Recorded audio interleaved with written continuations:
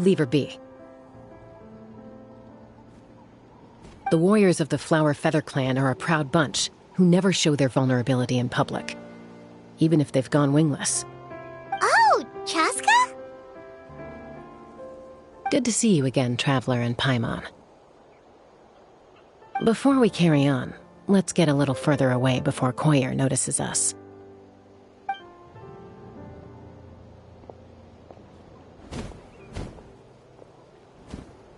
So, that girl on the bridge, Koyer, you said?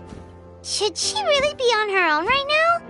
With the mental state she's in, it just seems risky. Don't worry. That's exactly why I'm here. Elder Alpa sent me to keep an eye on her. If she does attempt the unthinkable, I'll swoop in and catch her. I doubt it'll come to that, though. She's a fighter. A warrior, in fact. One who aimed for the sky. However despondent she might feel now, I'm confident she'll get through it. Well, in the Flower Feather Clan, there's an elite flying squad made up of Kukasaur riders. But it's an extremely selective squad. To become a rider, you need to undergo a trial where you not only demonstrate mastery of the relevant skills, but also win the approval of the Kukasaurs. Very few candidates make it through the process. Koyer has spent years training for her most recent attempt, but unfortunately she didn't pass. So it's not hard to see why she's so upset. Sometimes, after multiple failed attempts to pass the flying tests and win the Kukasaur's approval, people get so disheartened that they give up on their dream to soar the skies. They resolve to quit trying for good. We call those people the wingless. Do they get expelled from the tribe? What? No, of course not. They're still prized warriors. We have a saying, just as the Kukasaur treasures every feather on its body, so the tribe treasures each one of its children. This hits even harder in the wake of the war. All of our young warriors carry the future of our tribe on their shoulders. Besides, every Kukasaur falls from its nest before it learns to fly. It's practically a rite of passage. Likewise for the wingless, we always hold out hope that one day, when they're ready, they'll rekindle their dreams and keep trying. Until then, all we can do is quietly watch over them from a distance. Just like I'm doing now. Ah, okay. Paimon hopes she'll get back on her feet soon. Well, from the sound of her whistling, her confidence has been seriously shaken. No Kukasaur is going to respond to a call that sounds like that. Yeah, people from my tribe call to their Saurian companions by whistling or blowing a horn. So it sounds like Koyer was trying to summon a Kukasaur to practice her flying. But the Kukasaurs are an even prouder bunch than our warriors. They would never respond to a lackluster whistle like that. First she failed the trial, and now she's struggling to even summon a Kukasaur. That's only going to hurt her confidence further. And getting trapped in that vicious circle is the kind of thing that'll make people go wingless. Surely there must be something we can do to help. That's very kind of you. Koyer's flying skills are up to par, but mentally she's stuck in a rut. If she wants to return to the sky, she has to overcome that for herself. I'm going to lay low nearby, just in case she takes a turn for the worse. Let me give you a tour around the tribe once this is all over.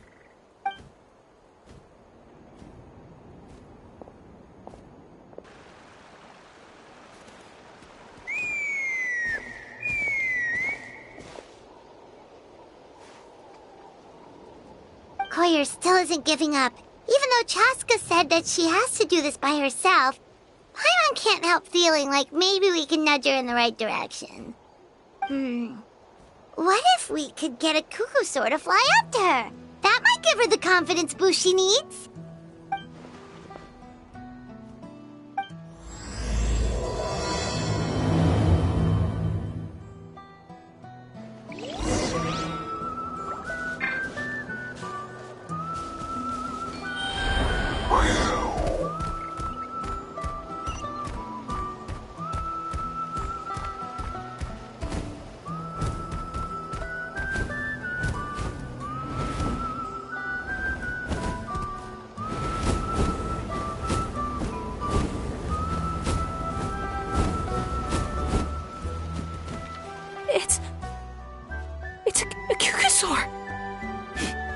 gosh!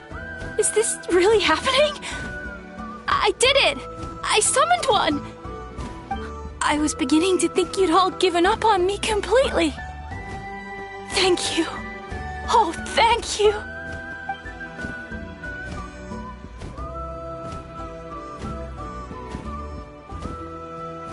Excuse me? Would you mind if we did some flying practice together? Right now? I think I know where I went wrong in the test now. I need to maintain a higher speed on my turns. So, I just gotta practice my bell tail slides and split S maneuvers.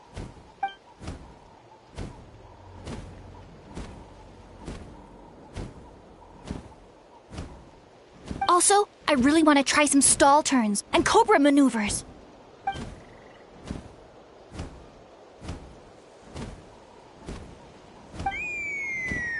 Huh? That sounded like a whistle. Is someone else trying to summon a Kukasaur? Hey!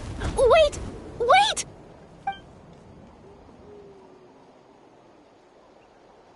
Do you think Koyer's feeling better? That bridge and check.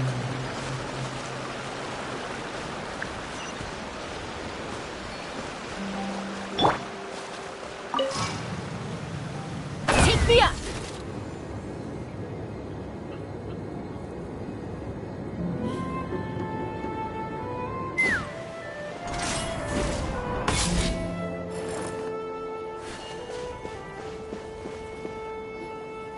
Chaska! I summoned a Kukasaur! They do still respond to me after all! Although, unfortunately, someone else summoned it away again before I had a chance to go for a flight. Oh, really? That is unfortunate. But if you can do it once, you can do it again. Keep at it, and you'll pass the trial eventually. You're right. You know, I almost thought about giving up, but I'm glad I didn't. Hey, Chaska, how's Koyer doing? Huh? Who are you? And how do you know my name? These are my, friends. The Traveler and Paimon. You came up in conversation the other day because I was telling them about up-and-coming warriors in our tribe. Oh, the Traveler, huh? So that's you. What do you mean up-and-coming? I'm closer to being wingless than I am to passing the trial. Anyway, we haven't met before, have we? You look so familiar somehow. Maybe you saw her in the stadium? Or anywhere, really. She's been all over Natlan lately, so it's not surprising that you've seen her around. If you say so. Koyer, Chaska.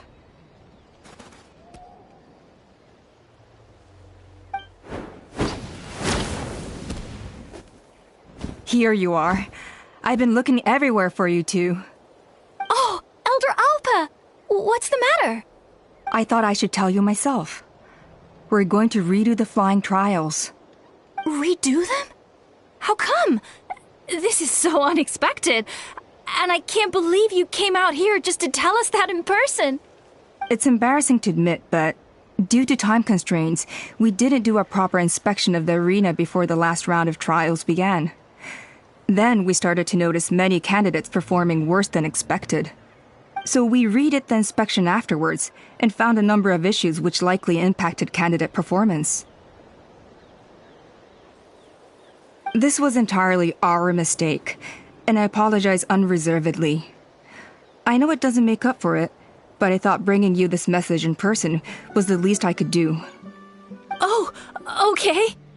Chaska, these people you're with, are they the Traveler and Paimon? Huh? You've heard of us? I have indeed. Gathering intel is an essential part of being a warrior. Plus, you've already made quite a name for yourself in Natlan. Actually, I've been meaning to invite you to enjoy our tribe's hospitality for some time. Hospitality? Oh, that includes food, right? Of course it does. If you let us host you, you'll be treated quite lavishly. Mighty warriors are highly revered in our tribe. Besides, we still owe you for your help during the war. Without you, we would have suffered far worse at the hands of the Abyss. So I like the chance to show you our gratitude on behalf of the whole tribe.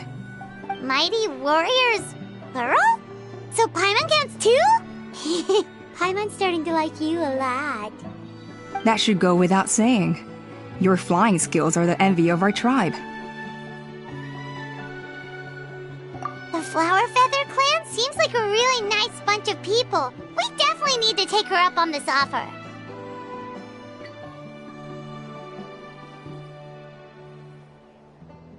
Well, I'd love to stay, but I'm afraid I still have to inform the other candidates about the retrials. With our younger generation's future on the line, there's no time to lose. Wait, Elder Alpa! Let me help! The sooner everyone gets the news, the better! Very well. In that case, Chaska, could I leave you to entertain our guests? Sure thing. Okay. Let's meet by the Obsidian Totem Pole later. Koyer, let's get going. Okay.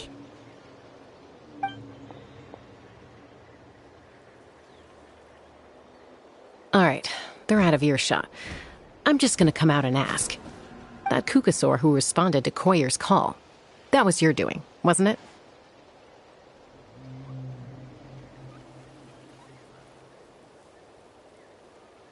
I grew up with these creatures.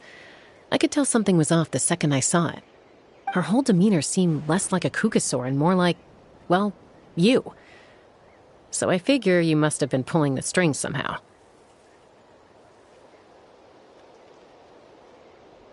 She looked very flustered when Koyer asked for a ride, so I whistled to give her a chance to escape. And judging by the look on your face, that was a welcome intervention, huh? It's all right. If you'd rather your hidden talents remain hidden, I respect that. I won't press you for answers, and I'll keep my speculations to myself.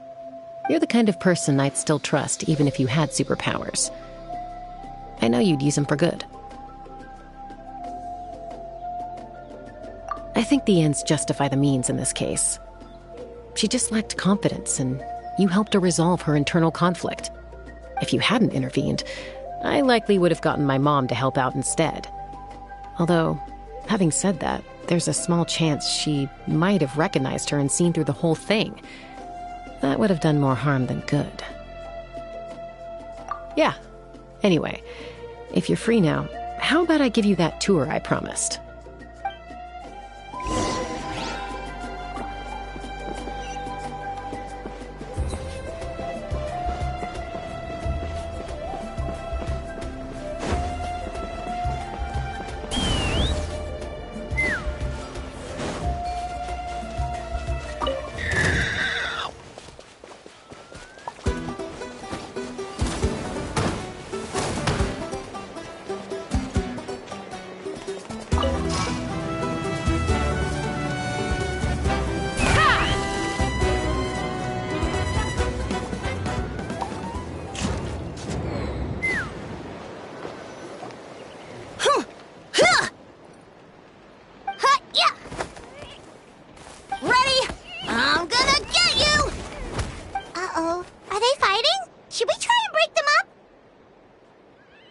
They're fine. Just doing their daily combat training. Combat training? A little young for that, aren't they? Not to us. We're a tribe of warriors. In ancient times, we were the most elite troops in the nation, responsible for patrolling and defending all of Natlan. And even though times have changed, we've kept our martial spirit alive. Hey, is that Chaska? Chaska, you're back! Oh, can you come train with us? Now's not a good time, I'm afraid. I'm showing the Traveler and Paimon around. Maybe next time. The Traveler and Paimon? Wait, you mean that legendary warrior and legendary flying expert? Legendary? Yep, that's us, all right. Awesome. It's so cool that you can fly without having to ride a Kukusaur. Even Chaska could only do that for short distances. Miss Traveler, can you teach me some cool sword tricks? Oh, Miss Traveler! My family's shop makes the best volcano cake! You gotta try it! Let's behave ourselves, everyone. These people are here as our guests. They're going to meet Elder Alpa in a few minutes anyway. Kotini, instead of being jealous of other people's talents, why not work on developing your own? Kapak, there's no point in trying any cool sword tricks until you've mastered the basics. Have you done all your sword drills today? And Yatlan, easy does it, okay? Not every conversation has to turn into you plugging the family business. Okay.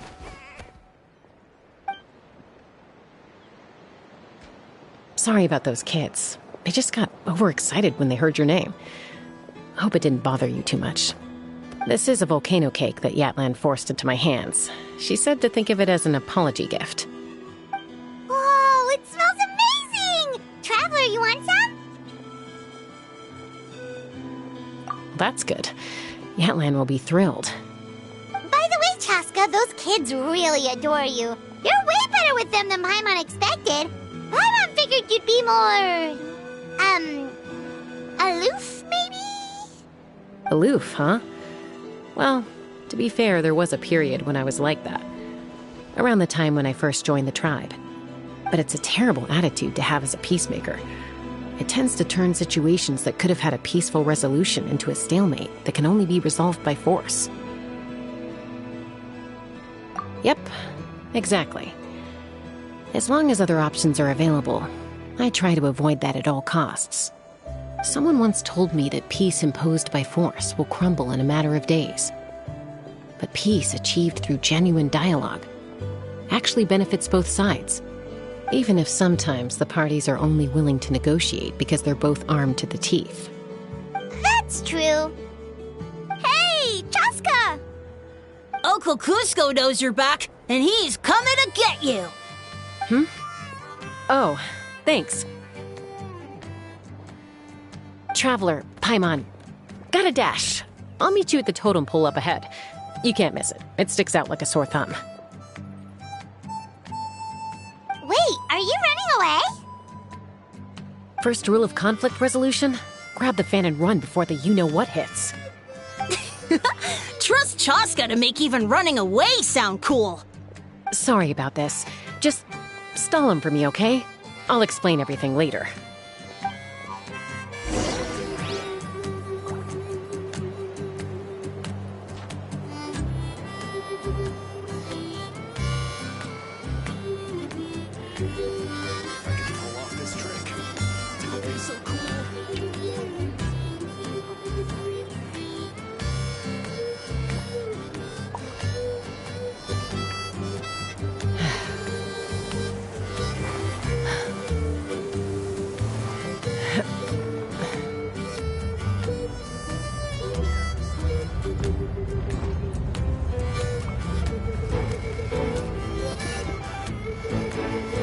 Take me up!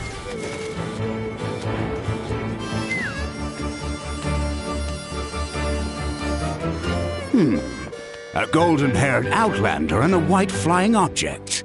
You must be the Traveler and Paimon. I heard Chaska was with you, but I suppose she's run away again, has she? Sorry, who are you? Who am I? Only her father. She's supposed to go for a checkup every 3 months to see how her abyss condition is doing. We both agreed on it. But she's already missed 3 checkups this year. That's 3 out of 4.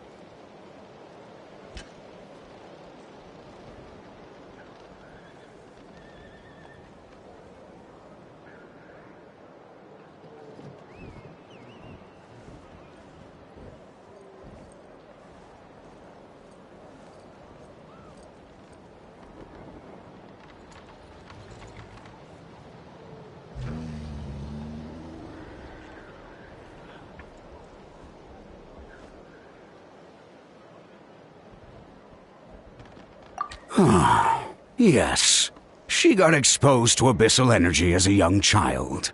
Then her birth parents abandoned her. It's lucky those wild Kukusaurs found her when they did, or she wouldn't have made it. They took her under their wing and raised her as one of their own. Eventually, some riders out on patrol spotted her and brought her back to the tribe. But she was practically feral at that point. The moment you took your eyes off her, she'd be getting herself into a fight, or she'd run away to be with the Saurians. She seemed to prefer them to her own kind. She might as well have been a Saurian in human form. That must be the aloof period she mentioned, right? We later discovered that her exposure to the abyss had planted seeds of conflict in her heart. So, we started trying to bring it under control. But ultimately, she's the only one who can control it. Anyway, she's much more human these days. Yeah, don't worry about her. She seems pretty stable to Paimon. She's probably only avoiding the checkups because she thinks it'll stop you guys from worrying about her. Yes, I'm well aware of that. She knows she needs to be careful. If her condition ever took a turn for the worse, she wouldn't be brushing it aside like this. It's just, every checkup she's been to, they find new cuts and bruises. Nothing to do with the abyss, of course. Oh no, that's all fine. The problem with her is, she's her own worst enemy. She's been living dangerously again, I'm sure of it. That's why she's avoiding the checkups. She wants to hide it from us. Yeah, Paimon can see her doing that. Oh. In the past, she always had Koichi to keep an eye on her. Now Koichi's gone, and I don't want to lose another daughter. Chaska's been increasingly reckless since Koichi passed. It's like she's trying to make up for it somehow. Next time you see her, please tell her to be careful for me. Even if she doesn't want to hear it. If she doesn't want to do these checkups anymore, that's fine. I just want her to stop putting herself in harm's way.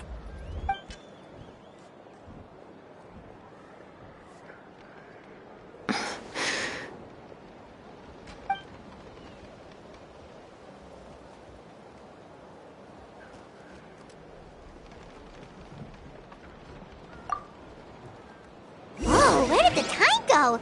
We should be back up with Chaska before it gets any later. To get to the totem pole, we need to head north, right? Let's fly.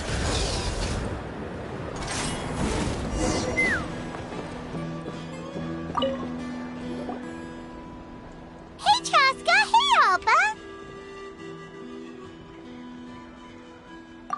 It's all right.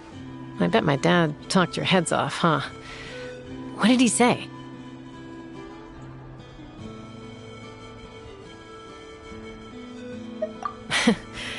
I was sometimes a little impulsive back then. That's putting it mildly. The memories. It feels like it was only yesterday when we brought you back and had Kuzco and his family take you in. Back then, no one imagined this feral child would grow up to be the strongest warrior of the Flower Feather clan. Huh? You were the one that brought Chaska back to the tribe? That's right. Elder Alpa was already a veteran rider by then. She spotted me while patrolling from the skies and tracked down my Kukusaur mom. Mom agreed it was time I tried to re-enter human society. But I didn't know the first thing about being civilized. I clashed with everyone who had to deal with me. And look at you now, renowned throughout the land as a peacemaker. How time flies. When the day comes that I can't fly anymore, it will be up to you to look after our tribe and our flying squad. You know me, though. I'm not a natural commander. I'm better off as a lone wolf on the front line. So stick it out at least a few more years, okay? Give Koyer and the others time to come into their own. Oh, stop. Wait, so isn't the leader just the strongest warrior in the tribe? At least, Paimon figured that's how your tribe would work. Strength is certainly a core tenet in the Flower Feather clan. But strength means far more than martial prowess alone. If it all came down to individual strength, I'd struggle to call myself a warrior, let alone a member of the flying squad. Any fighter in the tribe could take me down. Well, sorry to disappoint you. It was something I aspired to at one point. So much so that I went adventuring in the Cinder City, Ochkanatlan, to try and prove myself. But it was foolish of me.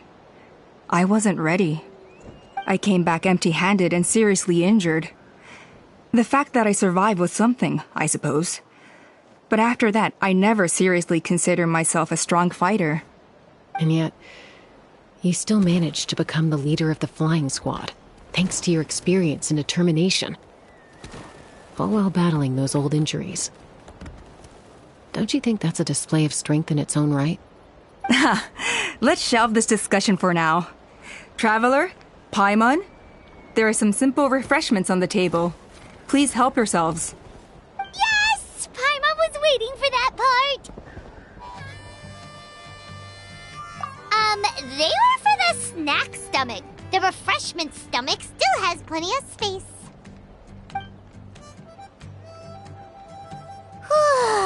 Paimon is so full. Well, if you're enjoying our hospitality, feel free to stay with us as long as you like. Elder Alpa? There's, something's come up.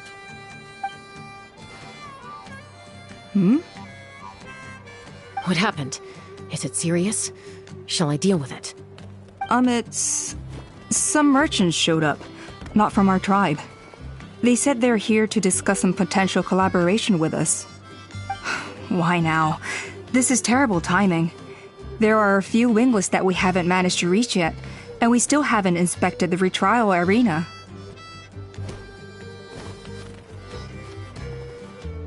Let me handle the other errands while you meet with the merchants. You shouldn't be trying to do everything at your age. You should help too. Seems only fair after all that food we ate.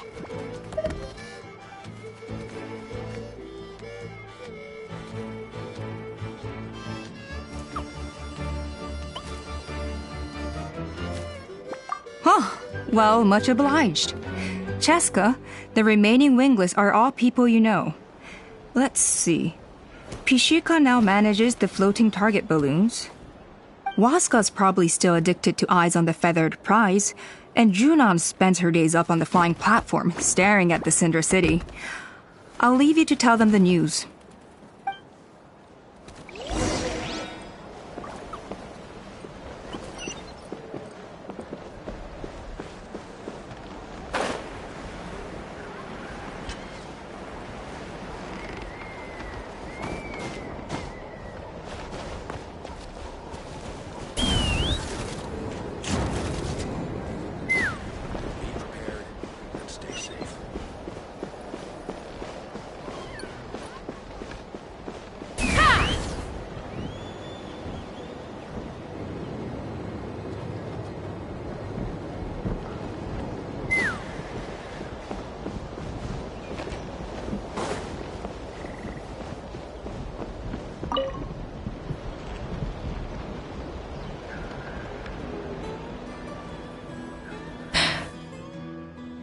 Hey, Junan.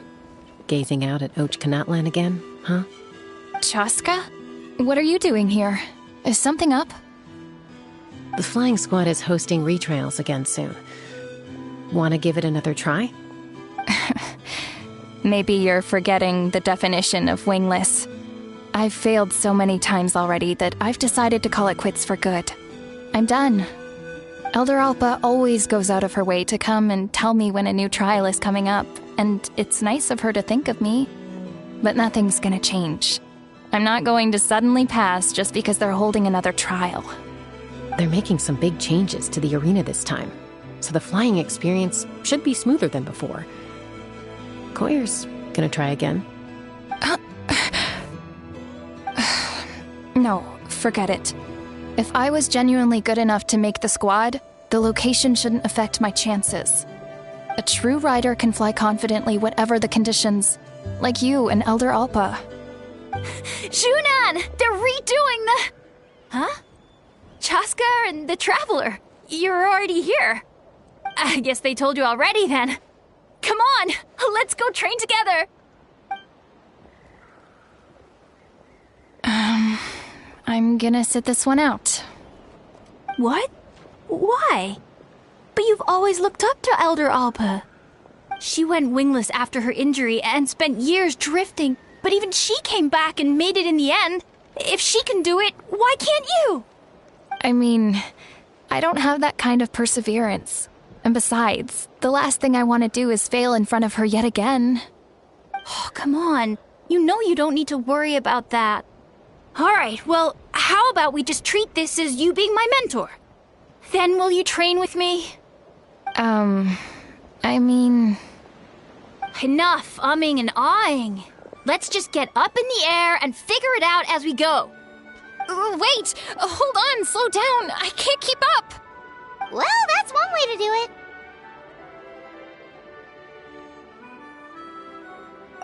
it.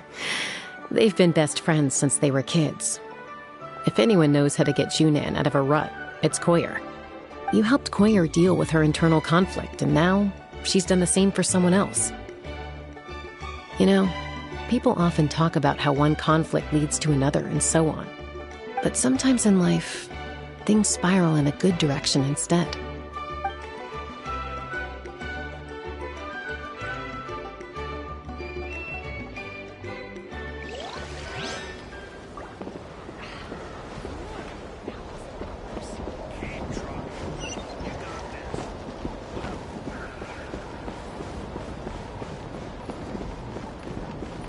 Let's fly.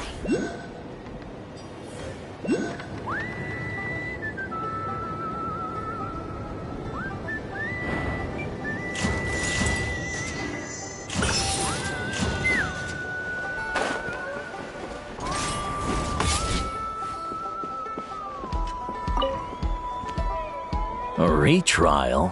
What's the point? I pretty much treat life like it's a game.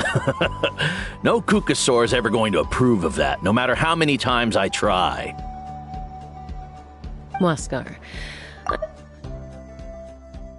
wouldn't judge you for something like that. Well, they must be judging me for something. Maybe I lack fighting spirit, or just don't have the talent. Not everyone's a natural like you. Don't waste your time on me. You'll have better luck with the ones who still have their heads in the clouds. In the meantime, I think I'm going to treat myself to a few more games of Eyes on the Feathered Prize. Yeesh, there's wingless, then there's being a total lost cause. You used to be a fierce warrior, actually. But fighting spirit alone won't win you the Kukasaur's approval. Are all Kukusaurs so strict? The ones in floating target balloons and Eyes on the Feathered Prize seem pretty chilled out. It's one thing to hang out and have fun, but quite another to take to the skies with a human life on your back. Giving a ride to someone who's unqualified endangers not only the rider, but also the Kukasaur themselves. If the rider makes a mistake, they both suffer the consequences. So we have a mutual understanding with the Kukasaurs. If someone isn't up to standard, we have to reject them. Even if it means breaking their hearts.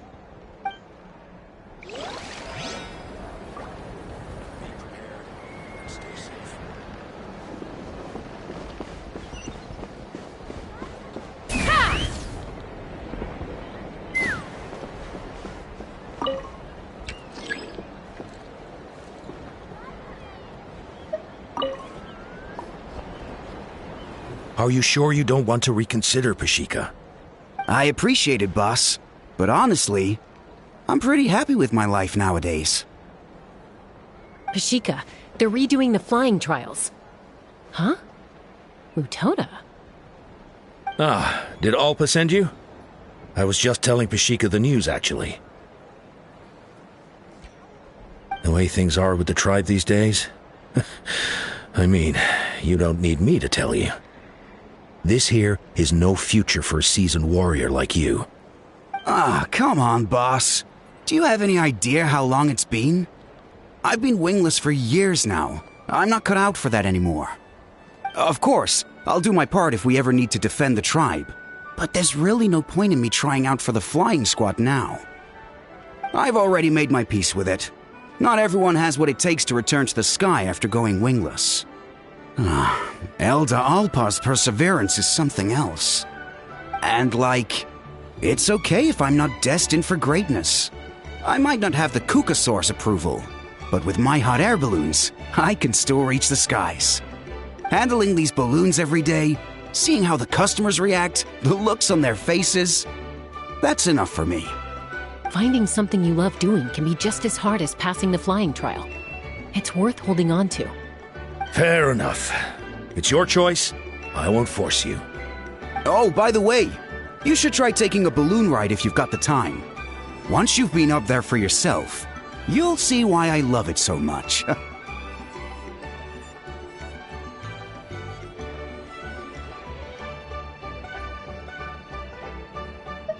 No problem. If you ever want to give it a try, you know where to find me.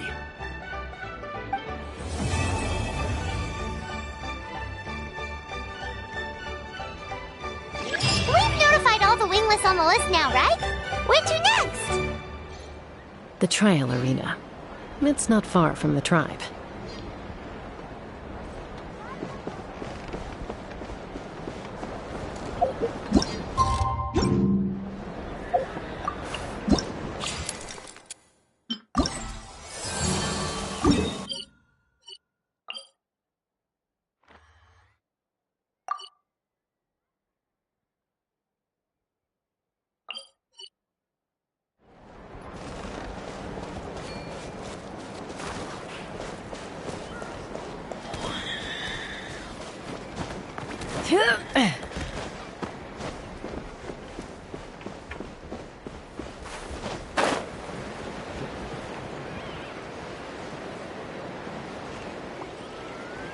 Time to go.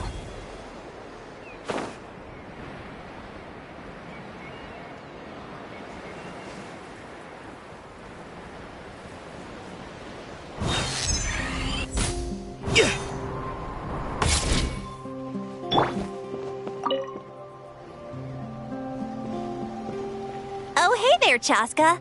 Did Elder Alpa send you? Yeah, she's got other things on her plate right now. How are things looking here? Well, the inspection revealed numerous blockages all over the trial arena. It looks like they're the result of ley line disorders caused by repeat abyss invasions. Theoretically, we just need to clear those obstacles, and the arena will fill up with gaseous phlogiston again. But that's proving difficult to achieve in practice, for all sorts of reasons. Why don't you head on down and check things out for yourself? Feel free to ask the staff for more details.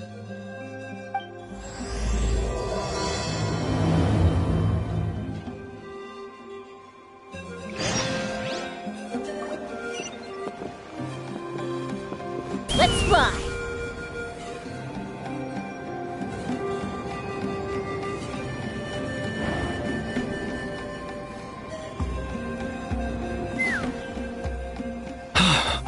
Oh, are you here to help? Thank goodness.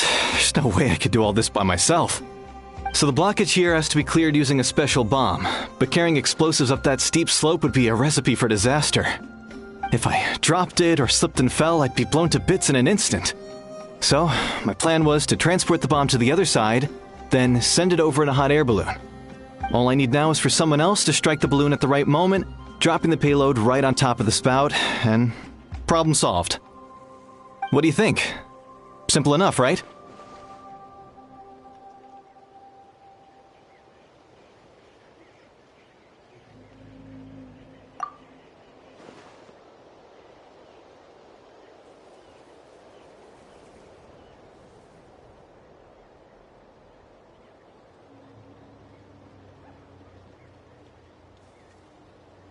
Huh? Oh, that one. No, I've got no idea who that belongs to. Or how they got it up so high. I just wish I could fly up there and check out what kind of tech they're using. Ah, well. Getting the trial arena back in order is more important. I'll head over and set up now. Let me know when you're ready.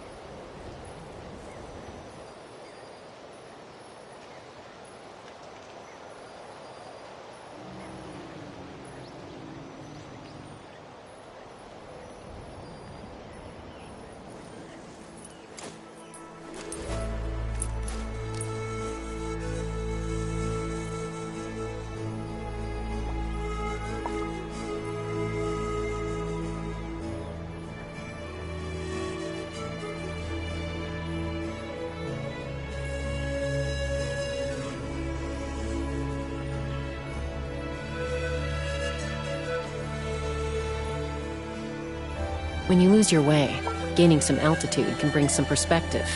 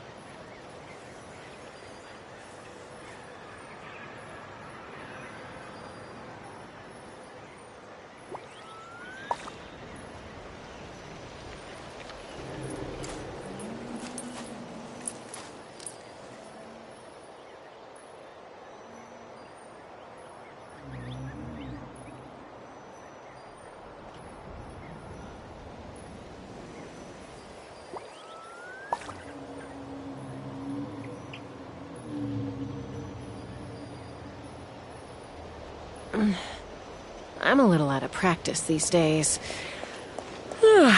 Any conflicts around? I'm in the mood for some peacemaking. Yeah!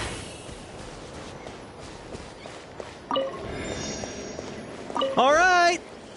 Get ready!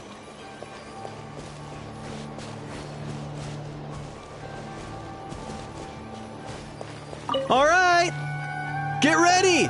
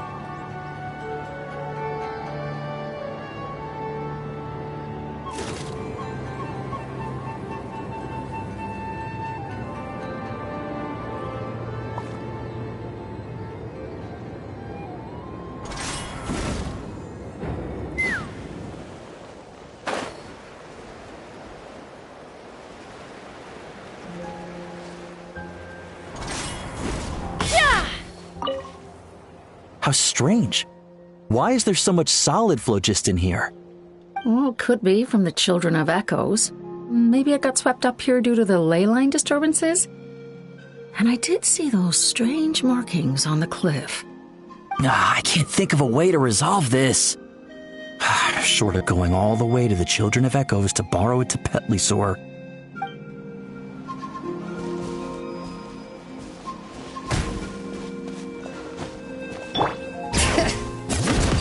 This again.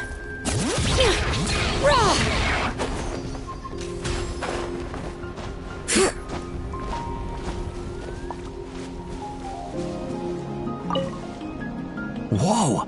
Did you see that? A Tepetlisaur just showed up out of nowhere. How did it get here? Just passing by, or... Huh. Well, not gonna argue with a good thing. The spout's clear. That's all that matters.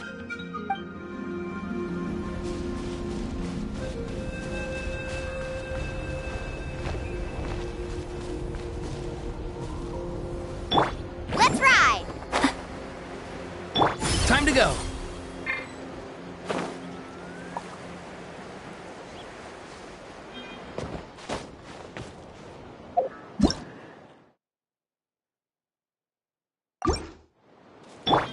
Take me up!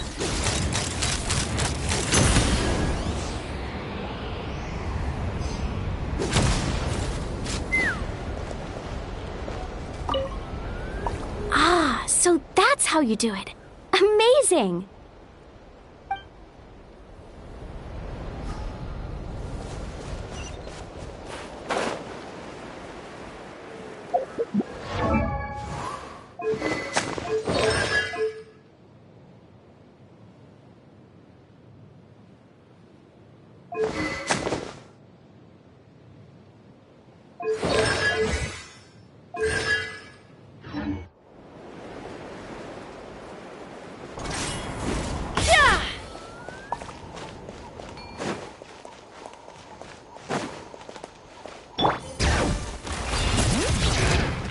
Hey! Monsters!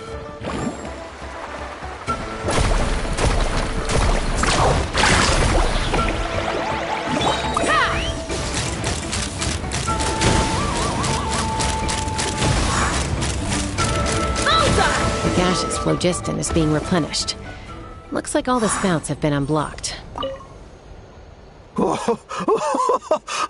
I thought I was done for. Oh, this spout should be good now. Thank you very much.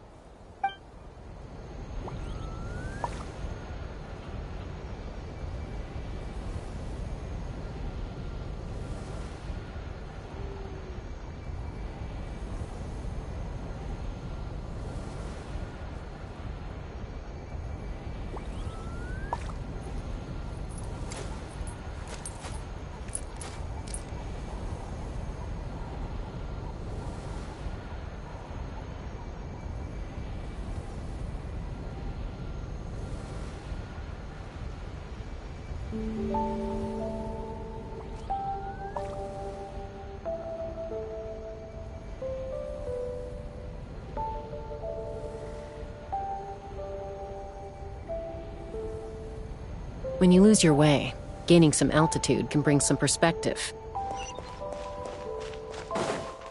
Take me up!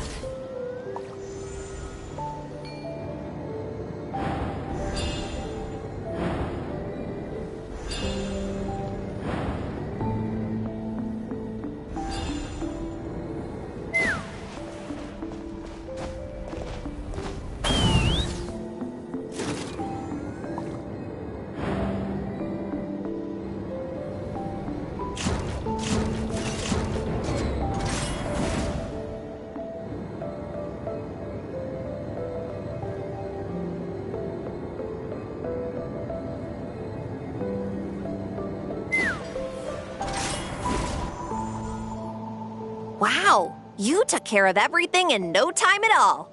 Incredible work. Now we just have to wait. Fully replenished. Then we can kick off the retrials.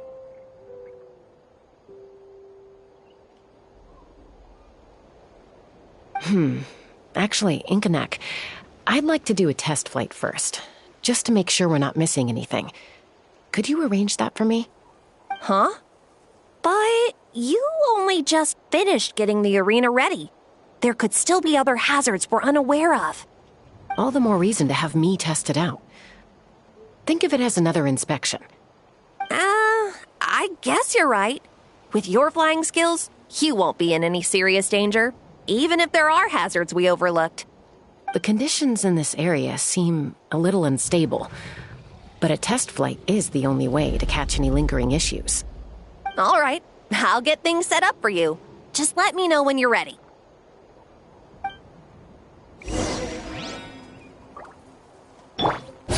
echoes of the valley!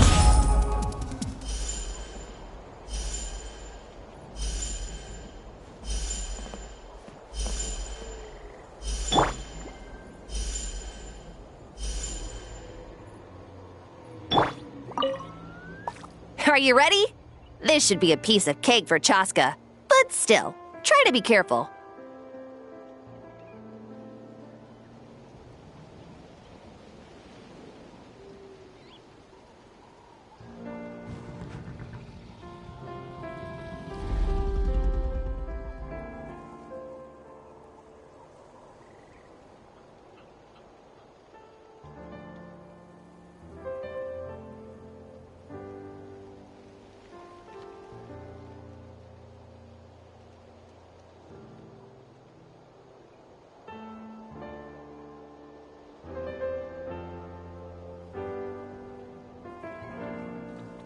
All right, then spread your wings and fly. Let's fly.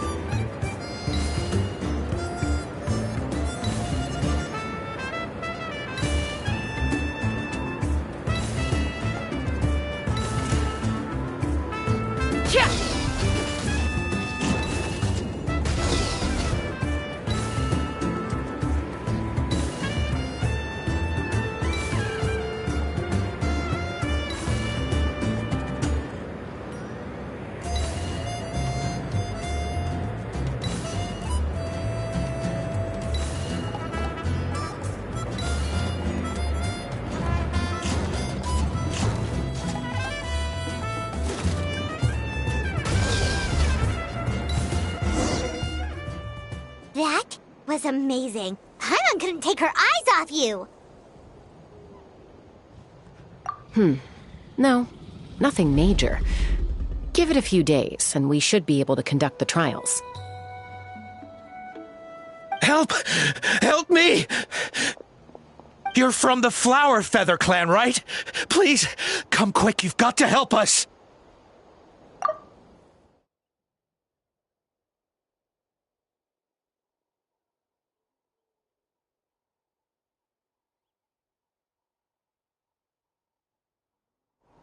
Catch your breath first.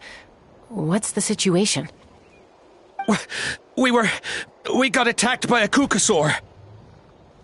My friends are still stranded in the middle of the road with the goods we were transporting. Please, I'm begging you, save them! Huh? Are Kukusaurs really that aggressive?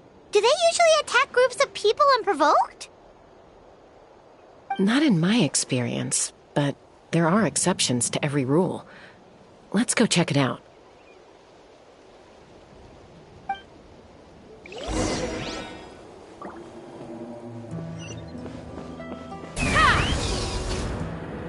Ouch!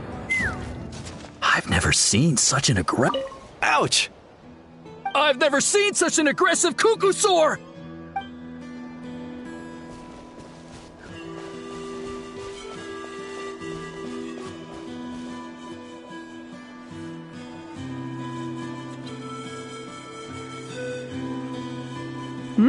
Chaska? Traveler? This is a surprise. Elder Alpa? Huh. So, where's this aggressive Kukusaur we've heard about? Already flew away. Looks like it backed off once it realized that reinforcements were coming. So why do you think it attacked these people in the first place? Was it after the food? No. These merchants are even transporting food. Ah! Thank goodness! The phlogiston wings are intact! Phlogiston wings? Thank you so much for coming to our rescue. These phlogiston wings are our most prized goods. If anything happened to them, it would ruin us. Wait a minute. Are you the merchants that were looking to collaborate with us? Wormy told me about you. Yeah, that's us. So I take it you're Elder Alpa? I am.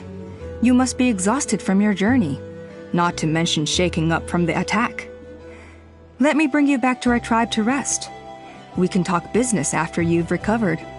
But Elder Alpa, what about the Kukasaur attack? Well, our guests here weren't seriously injured, and their goods are intact. Perhaps that Kukasaur was just having a bad day. There are so many of them around here. You'd expect something like this every once in a while. I don't think we need to pursue it any further. More importantly, how are the preparations for the flying trials going?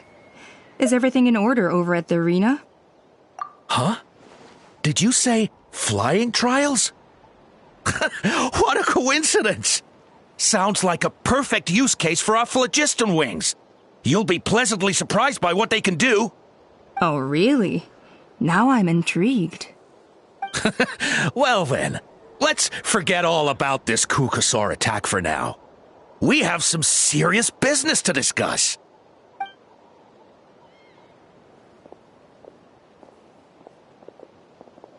Huh?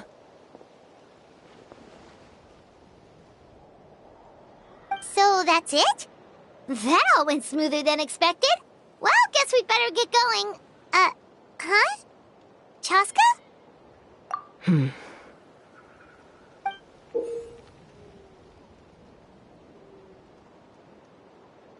A blood-stained feather.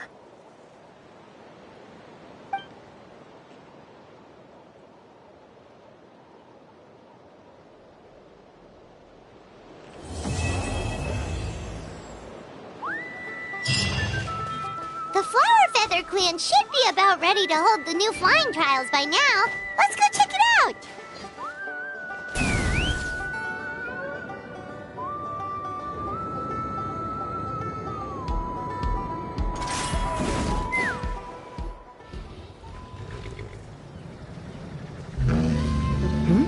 Ah, Traveler and Paimon.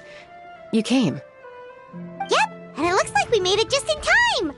Although, can't say the same for the Kukusaurs. Bit of a low turnout, huh? Yeah, you'll see why soon enough.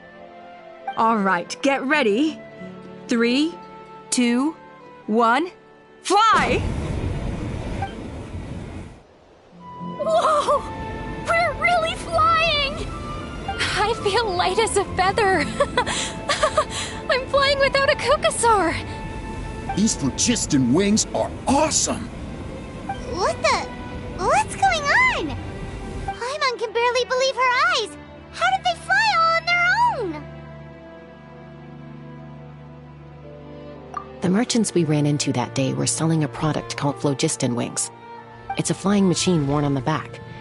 To operate it, you just use a handheld trackball that controls the flow of gaseous phlogiston. That's incredible! Yeah.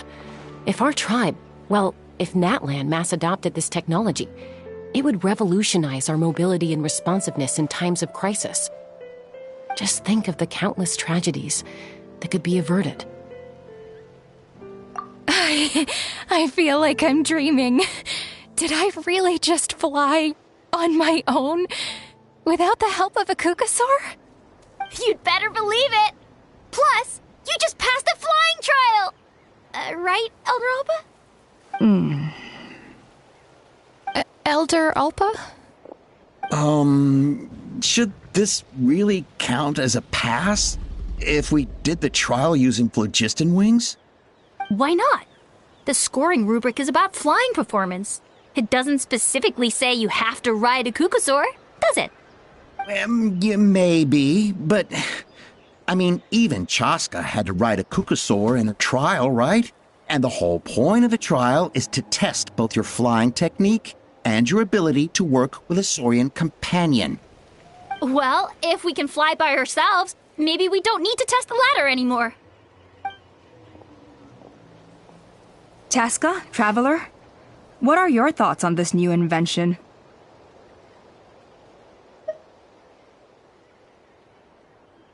Right? That's what I think too. I agree that they have strategic value, but I don't think it makes any sense to evaluate candidates by the current testing standards if they're using phlogiston wings. Why? Junan finally mustered the courage to go through with this. And now you're saying it doesn't count? I don't have any experience using these wings in battle, nor is it immediately obvious how to incorporate them into the existing systems in our tribe. Taking a longer-term perspective, I think we need to start by getting thoroughly acquainted with how these things work. Then we can develop a new trial format with new assessment criteria, tailored to candidates using the phlogiston wings. You all raise valid points. But Chaska, while your proposal sounds perfectly reasonable, it would probably take years to put it into practice. We lost so many people in that war.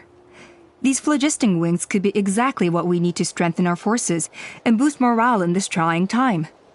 And as for real-world battle experience, there will be plenty of opportunities to gain that. I have high hopes for you, Junan. Huh? Hey, stop staring into space! Say thank you! Oh, thank you. Thank you, Elder Alpa. You have nothing to thank me for. Remember, the way you got your wings back was by relying on yourself. Oh, Elder Alpa! Bad news! Kukasaurs are attacking the merchants again! Again? Okay, everyone, stay put while I... Huh? Chaska?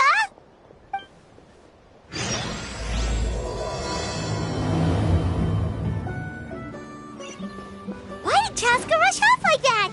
And then Elder Alpa and the others too? Anyway, let's go see what this is all about.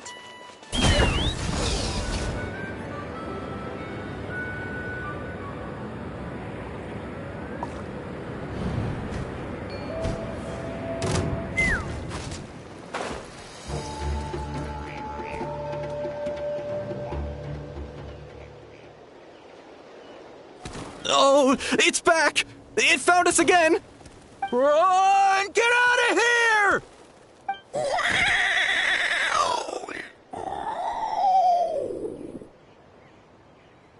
Curses!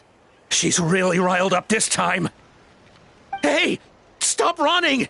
We'll never outrun a creature with wings! Get back here and let's fight!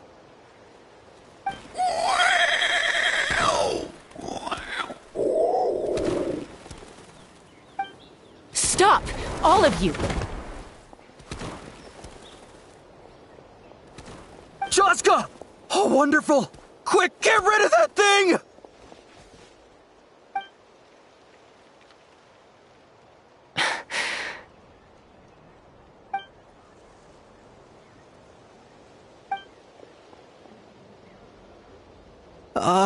What's going on? Why isn't she doing anything? So it really is you, sister. Wait, sister? That Kukasaur is Chaska's sister?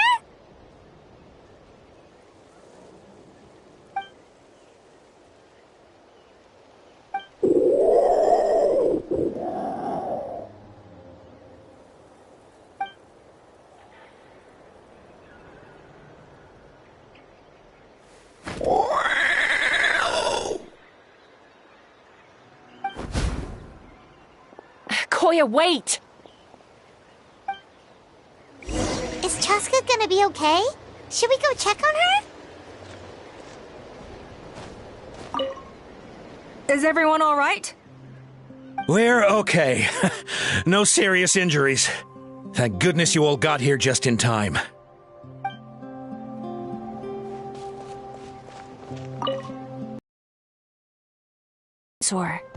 Why was it so aggressive? If we just let it escape back into the wild, who's to say it won't attack again?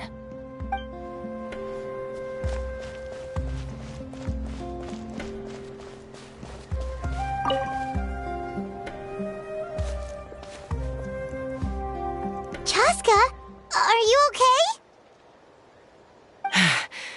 I'm fine. Sorry for making you worry.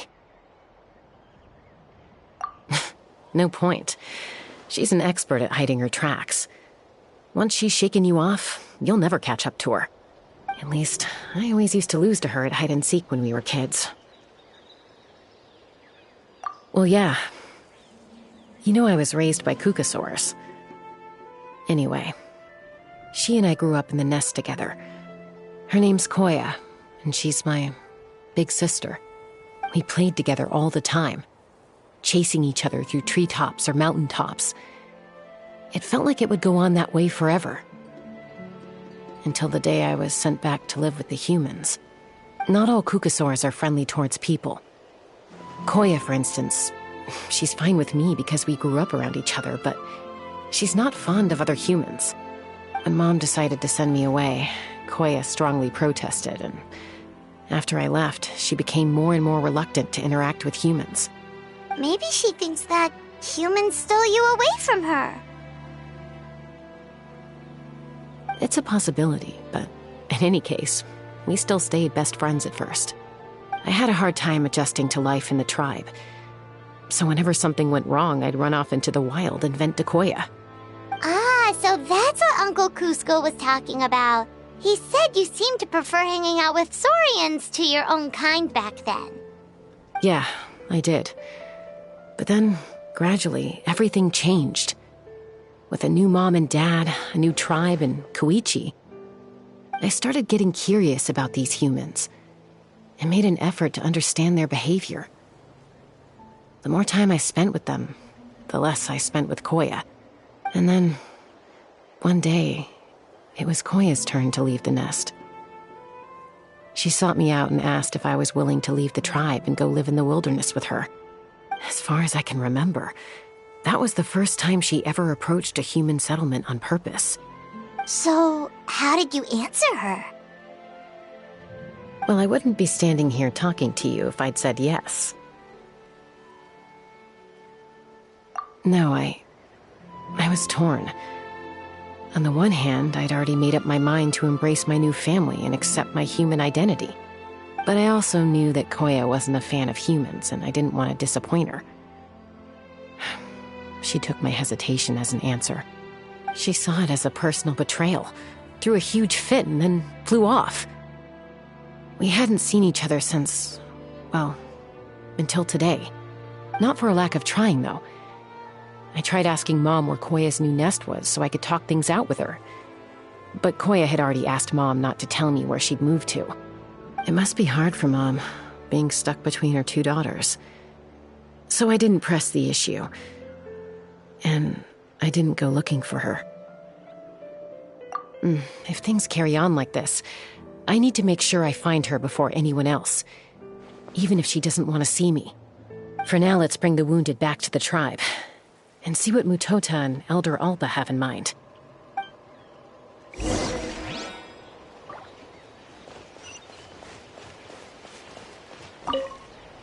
What was wrong with that Kukasaur? If we just let it escape...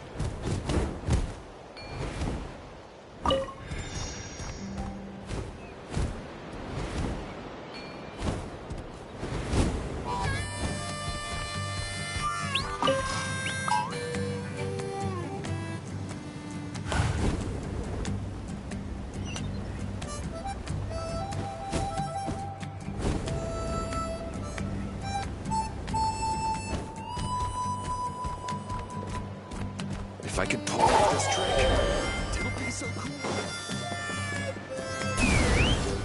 Yeah!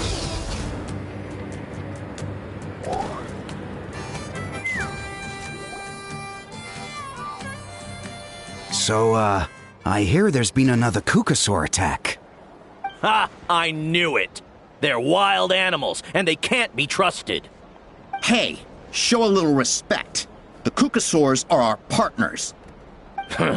Maybe in the flying squad, but they don't give a hoot about the rest of us. Well, now that we have the phlogiston wings, do we even need the Kukasaurs anymore? Are you kidding? How are we supposed to protect our tribe without them? I didn't mean it like that. Huh? Protect our tribe? Or are you just scared that your precious flying squad will lose its prestigious position? You take that back! Things are changing so quickly. Chaska, there's a conflict emerging there. Aren't you going to nip it in the bud? The whole tribe's talking about this now. Breaking up a single fight won't solve anything. The real source of conflict here is the phlogiston wings. And what happened with Koya. On any other day, people would just brush this attack aside. After all, clashes between wild Kukasaurs and humans are no more common than those between people. But now that the phlogiston wings have entered the equation, it's sparked a debate over whether our tribe needs the Kukasaurs at all. I worry that we risk repeating the mistakes of the Cinder City. Back then, Lord Ochkan's hatred of the Saurians nearly destroyed the peace forged by the Pyro Archon. Chaska, to prevent things from deteriorating further, I'd like to task you with restoring peace to the tribe. I will. Traveler, you've already done so much for Natlan, and the Flower Feather clan has no right to ask more of you. But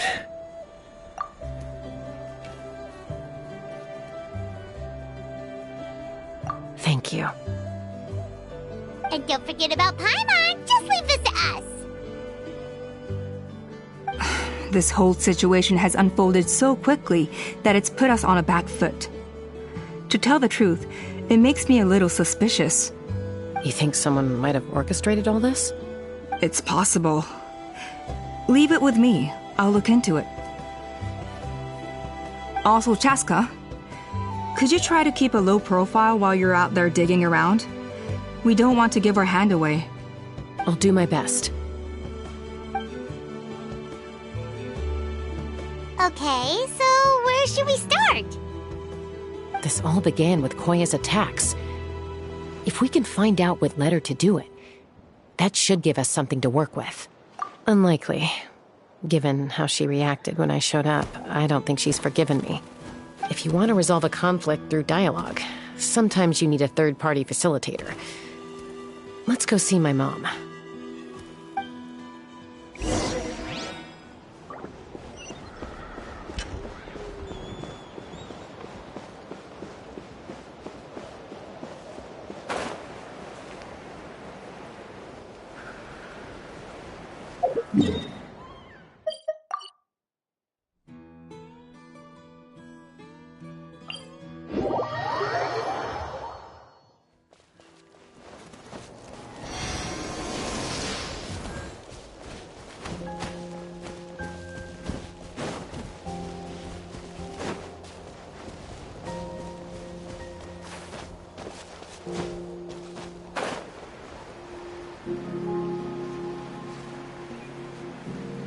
Time to go.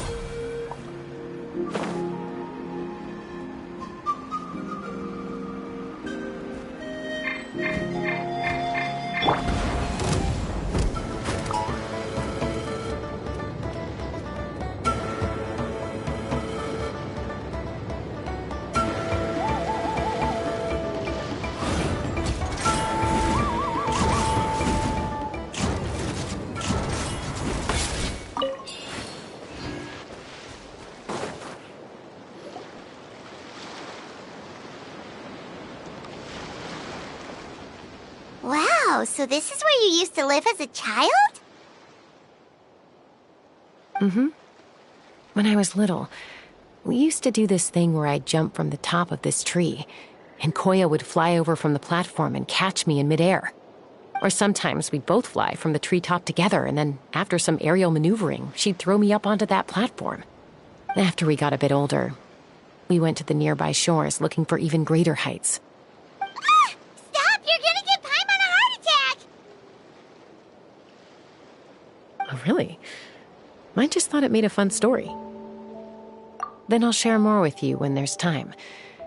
Anyway, back to the matter at hand.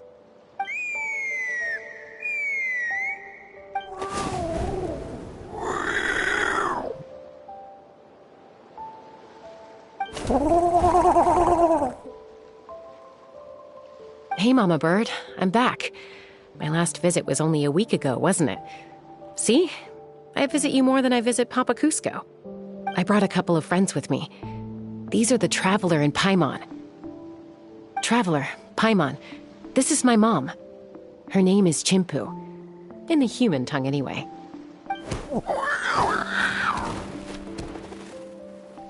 Hi! No, not really. I don't speak it as such, but I can sort of get the gist. Although only with Mom and Koya, since I spent my formative years with them. Even then, it's basically a best guess based on their sounds, body language, and expressions. Seems to work about 9 times out of 10, anyway. As for whether Mom understands me, I can't always tell. But somehow we still manage to communicate. Call it the family bond, I guess.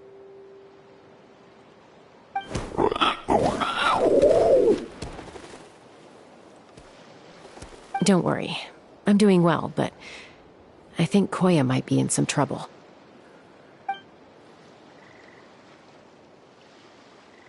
I know she's never been a fan of humans, but she's never deliberately attacked them before either.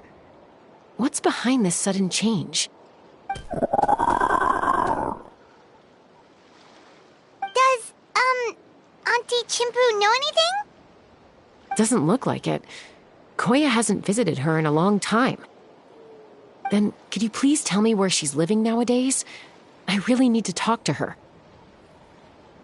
If this animosity between her and the tribe continues, then the next time there's an incident, I don't know if I'll make it there in time.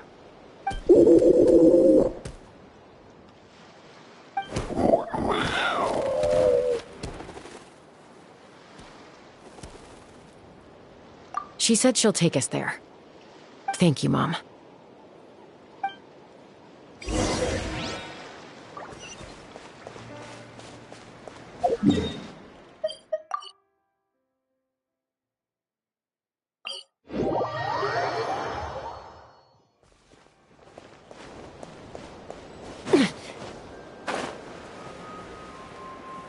Time to go.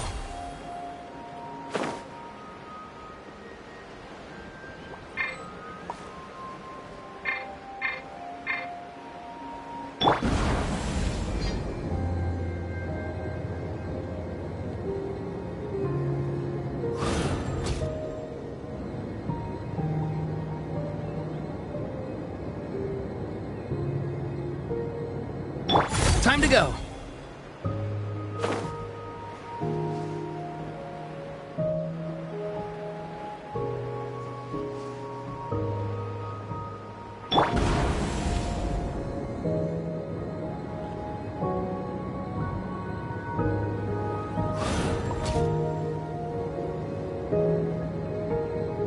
Time to go.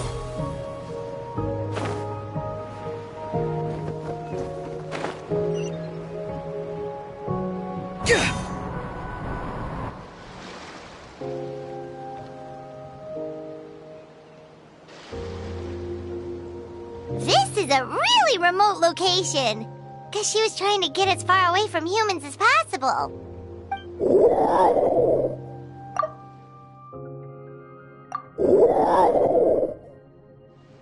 We stay here? Okay. Got it. Traveler, Paimon. Mom says we should stay out of sight for now. She'll talk to Koya first. Koya is very hostile toward humans right now. So if we show up unannounced, it might just make things worse.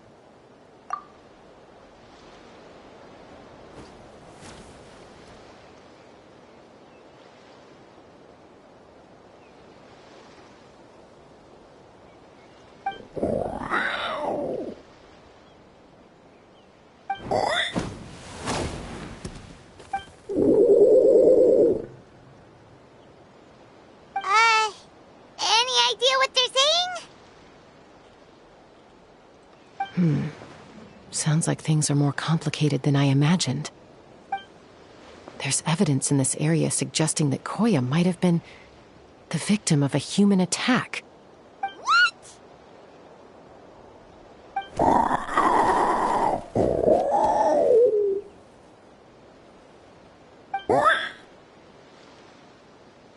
No. It's Chime, Koya's child. The attackers kidnapped her. They came over the sea, under the cover of night, and they took Chime. What the heck? Who would do such a thing? I searched day and night, and finally found them.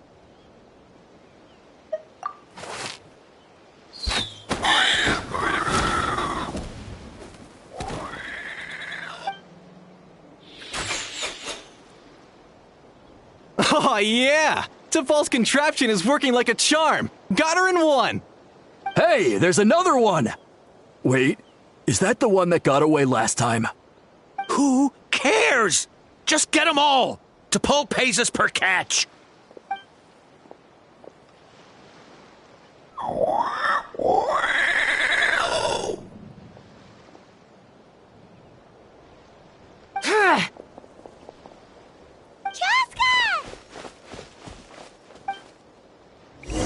Chaska? How? Quick, stop her!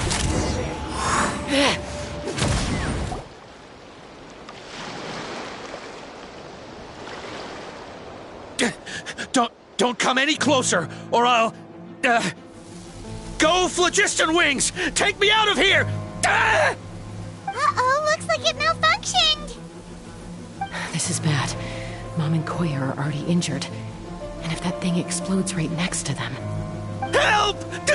Elemental energy suppresses it! Please, someone! Get back!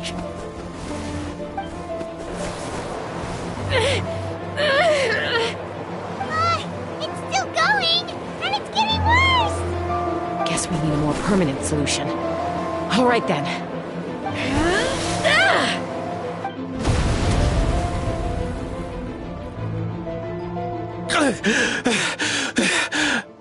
That was too close. I thought I was gonna die.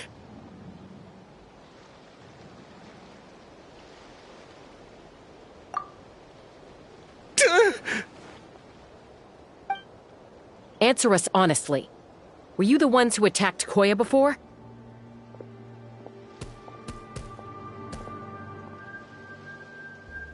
I am... No, it was...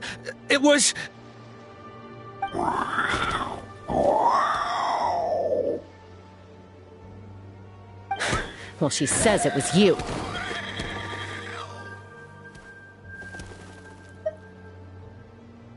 Just tell me, who sent you here? It was T'Pol. He told us to catch all the wild Kukasaurs we can find. And he also said that this Kukasaur has become a thorn in his side, so it needs dealing with urgently. T'Pol? Huh. Sounds familiar. But where from? Well, he tends to send his orders in writing. He pretty much never communicates with us in person. When he does, he wears a mask to hide his face. And whenever we trade Kukasaurs for Phlogiston Wings, we deal with his henchmen. So you didn't even make those wings? All we did was slap some labels on them and transport them over here, to make them look like they're imported. To make it harder to trace their origins.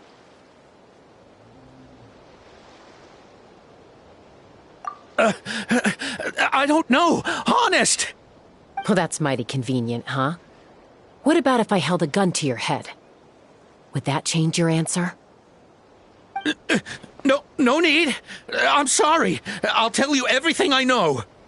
T'Pol doesn't tell us much, but he always stresses that he wants them alive. So that gives us some clues. This is just a best guess, of course, but we suspect that the gaseous phlogiston stored in the trackballs is drawn directly from the Kukasaurs. What?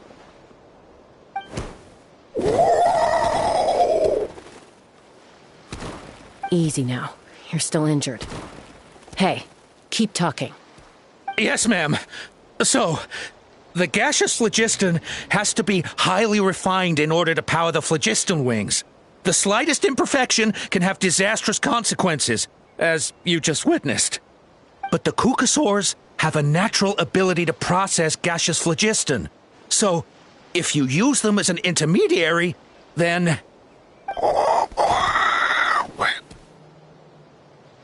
That's enough. So the Kukasaurs you took, where are they now? T'Pol should have them. But no one knows where he's based, apart from him and his henchmen. We've tried looking for it ourselves, even followed them a few times. But we always end up losing track of them. Random thought. Maybe they're hiding up in the sky?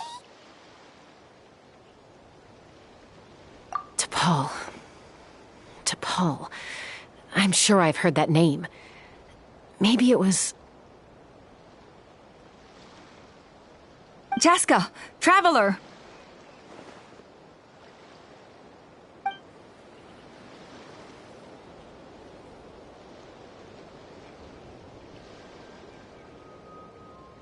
That voice! It's Alpa!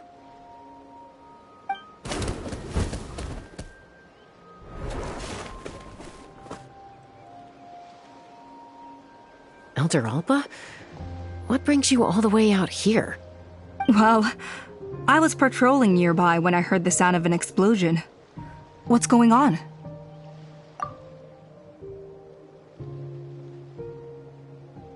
I don't believe it. Elder Alpa, does the name T'Pol ring a bell to you? I feel like I've seen it written down before. Maybe in a list of candidates for the flying trials? Huh? So he's a member of your tribe then? No. If he was a member of the Flower Feather Clan, I'd definitely know him.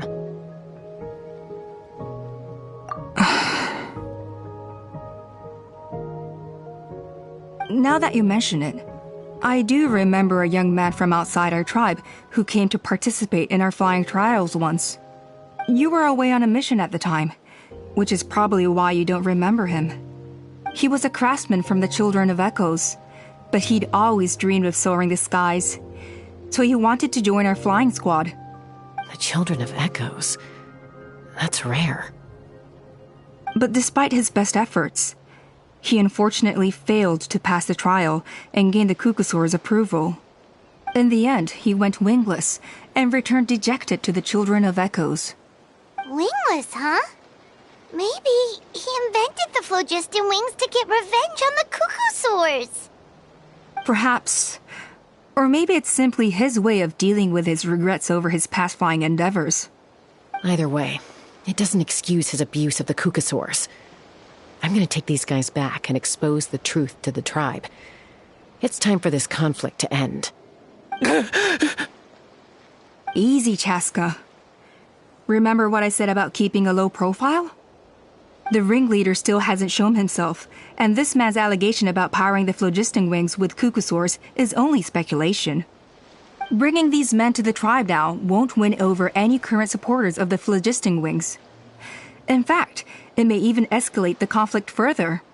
After all, many are mistrustful of the Kukasaurs after recent events. Is that why T'Pol waited until now to try to capture my sister? I don't know. I mean, he did tell us to spread negative rumors about the Kukasaurs and slip some Mora to anyone opposed to them, but... But Koya only attacked humans because they stole her child! Nevertheless, we will be hard-pressed to change people's minds while emotions are running high. Unless we have irrefutable evidence. Bravo! My thoughts exactly. In the meantime, leave these men with me. I'll escort them back to the tribe. I'll take the other members of their crew into custody, too. They won't get another chance to stir up trouble. Fair enough. I guess finding T'Pol is going to be the key to resolving this conflict. Let's hope the Children of Echoes have some info on him.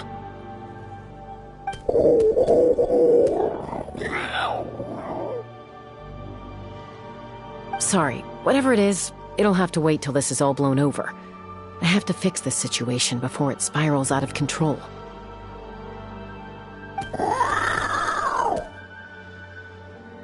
Mom, Sis, rest up and get well soon. I gotta fly.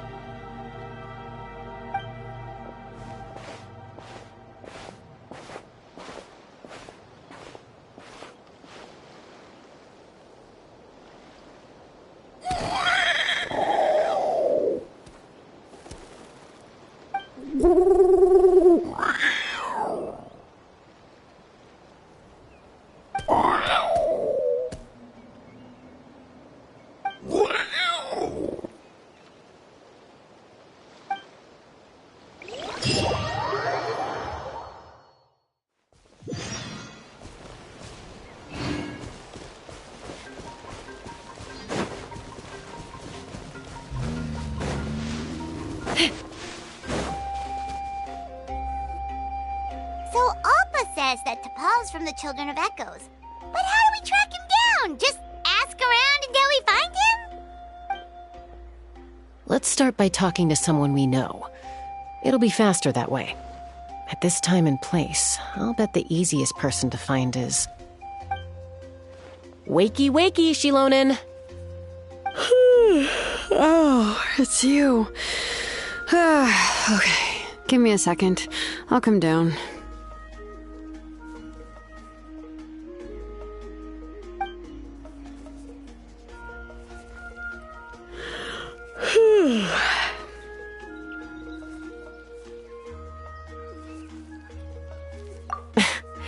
I climb trees to fly further and see farther.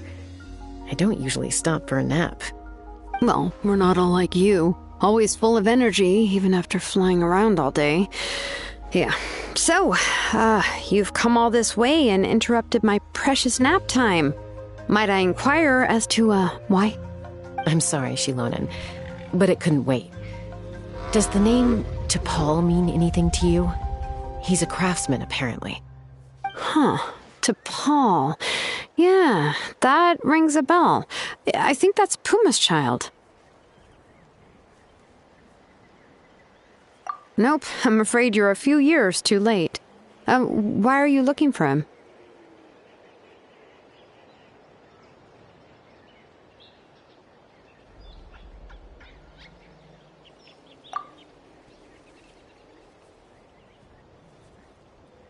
Huh, phlogiston wings. Wow, okay. The kid actually pulled it off. Well, looks like, no more rest for me today. Pulled it off? You mean he's tried making something like this before? Yeah, he started trying to build a flying machine right after he got back from the Flower Feather clan. So right after he went wingless, then. Was this flying machine anything like the gun you made me? You mean your gun that's harder to tame than the proudest Kukasaur? No, he wanted to build something that allows anyone to fly freely, even if they're not naturally gifted. But he never got very far back then, though.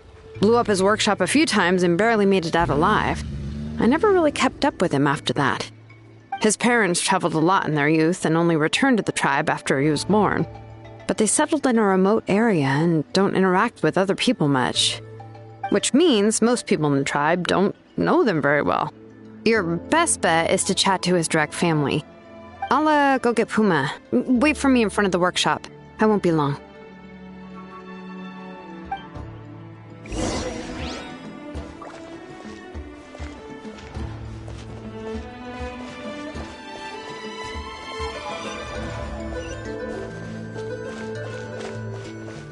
Take me up! Yeah.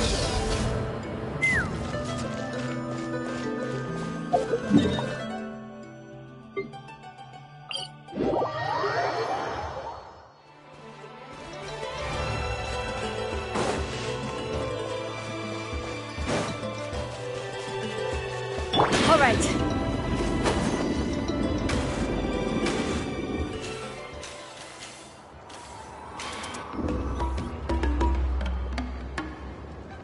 I'm back. Allow me to introduce T'Pol's mother, Puma. Hello, we're... Oh, save the pleasantries. I don't want to spend any longer talking about that boy than I have to. Huh? I disowned him long ago. He is no child of mine. All he cared about was his pipe dream of reaching the sky. Oh, we tried to talk sense into him, but he was obsessed. And then when he left us, he spouted some nonsense about building a workshop in the sky to avoid the constant criticism of us ground dwellers. He left his notebook behind. Whatever questions you have, you can look for them in there. I am done talking about him. He's no son of mine. He never called me Mom anyhow.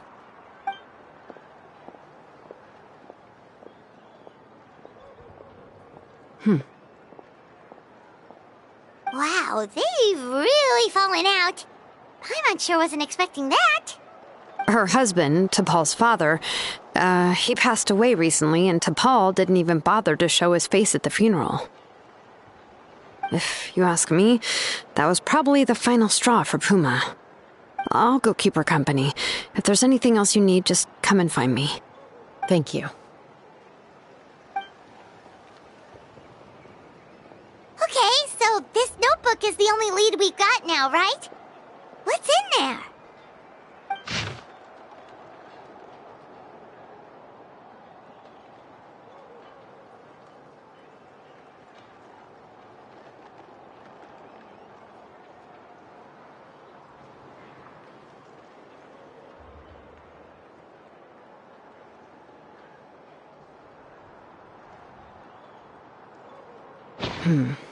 Some early designs for the phlogiston wings, and some theorizing about an airborne workshop. Ochkanatlan, the Cinder City. Looks like that's where he got his technological inspiration from. So, was he serious about the workshop in the sky? But that's such a big project for one person. Do we think he actually pulled it off? Oh, yes. The one from the trial arena that was super high up! That balloon has been there for a while, and everyone's been wondering how it got up there, but what if that's the wrong question? What if it started off even higher up, above the clouds and out of view, and it only descended to its current height due to some kind of malfunction? Part of T'Pol's workshop? Seems likely. If T'Pol's base had been hiding above the clouds this whole time, that would definitely explain why Isidore couldn't find it. Paimon totally called it! But how did we get up there? Chaska, can you even fly that high? By myself? Possibly. But with a passenger, no chance. I doubt even phlogiston wings could take you up that high. At least, not without that relic T'Pol mentioned in his notebook. Yeah, and he's probably holding on to it. We'll have to find another way. Nope. That's way beyond Paimon's altitude. Also, would you really expect Paimon to go up there and take on T'Pol all by herself? Let's not worry. Just because we can't think of a solution doesn't mean no one else can. I'm not the only flying expert in my tribe, you know. Oh, good point. We should go ask Elder Alpa. And Mutoda. He was quite the flying ace back in the day, too. Let's head back and see what they suggest.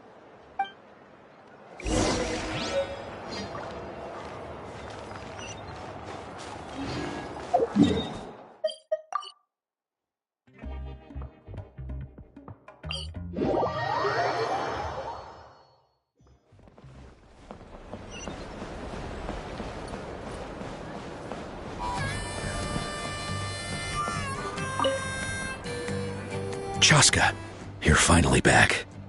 Things are getting really tense in the tribe. Have you made any headway with your investigation? Some people even think we arrested the merchants just to support the flying squad and crack down on the phlogiston wings.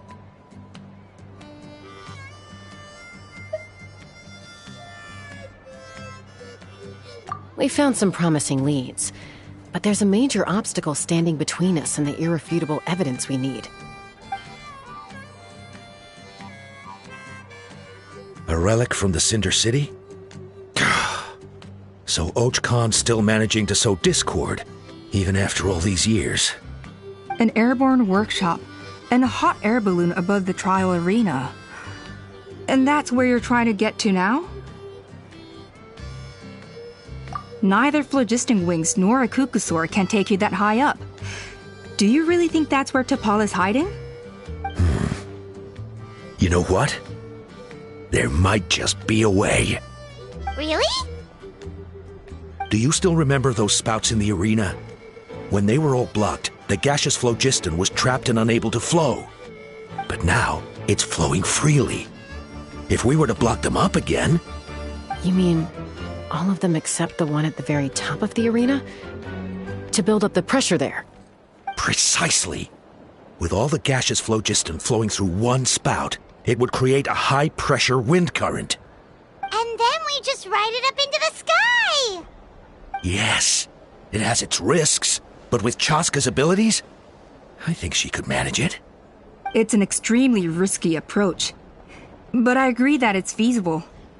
If you want to give it a try, check with Inkanak at the trial grounds. She can explain how to block the spouts. Chaska, if anyone has a hope of seizing this evidence from the high heavens, it is you. We want phlogiston wings. Bring it! Woohoo!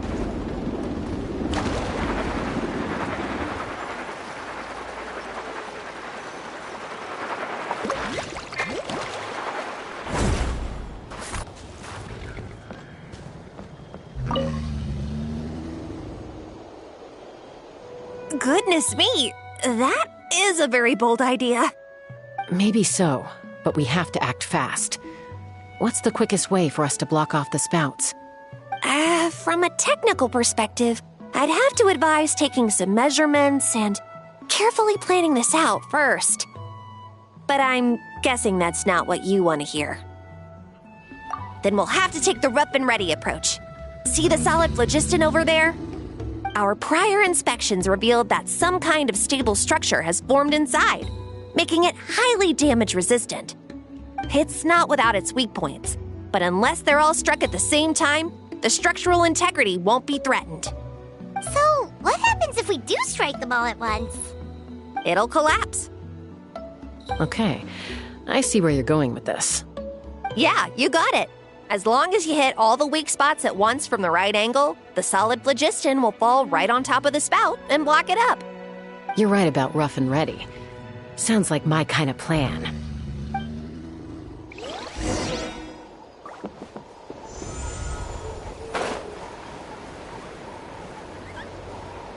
Time to go.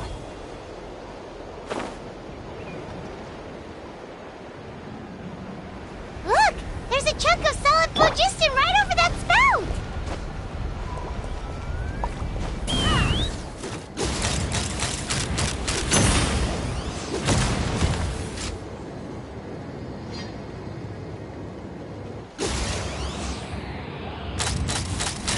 Bullseye! Open fire!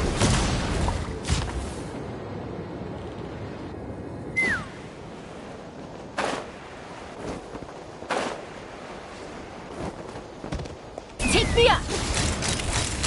Bullseye!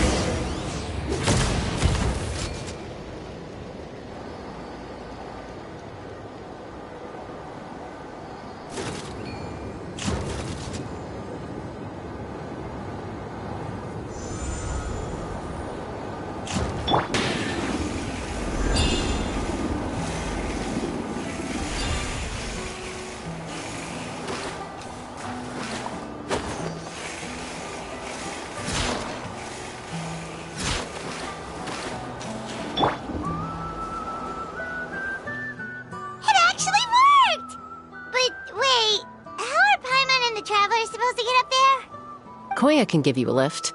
She's actually been following us this whole time.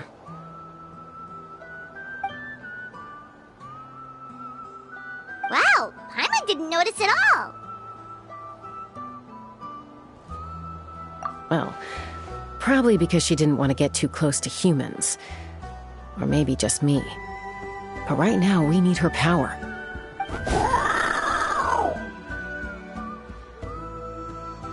Whoa, you didn't even have to summon her.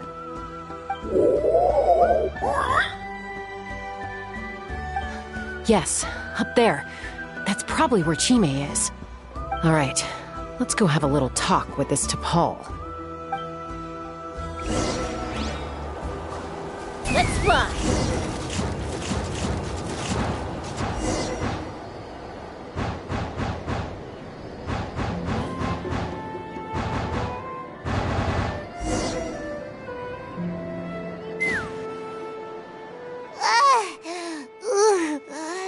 one's ever flown that fast before.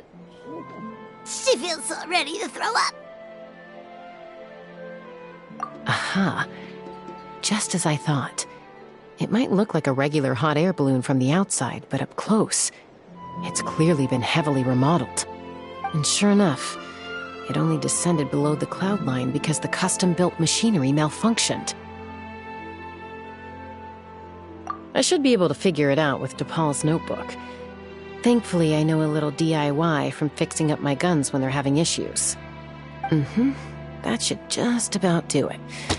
Now all it needs is a nice hard kick. Maybe that works on your guns, but, huh? We're really moving!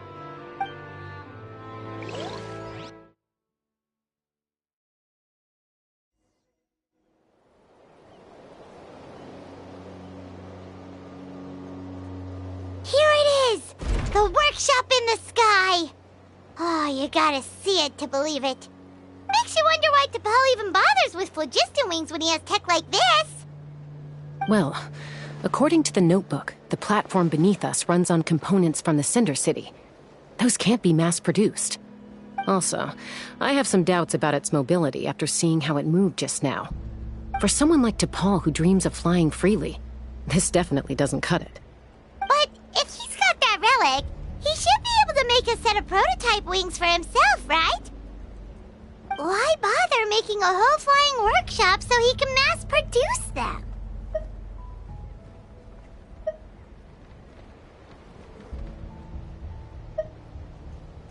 But this doesn't add up.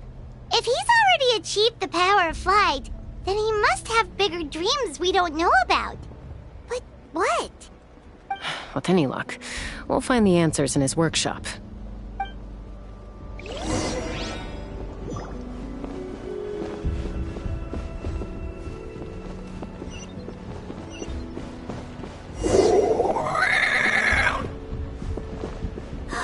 Cuckoosaurs!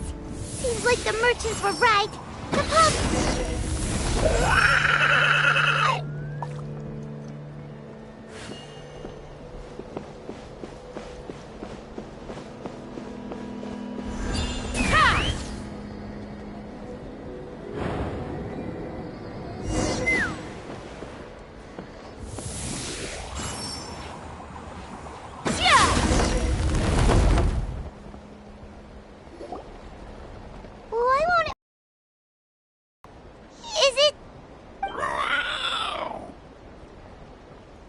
She's still breathing, but barely. By the looks of it, DePaul was using these cages to extract phlogiston from the Cucosaurs. Once a Cucosaur is drained of phlogiston, it becomes too weak to move. We'll have to come back for these ones after dealing with DePaul.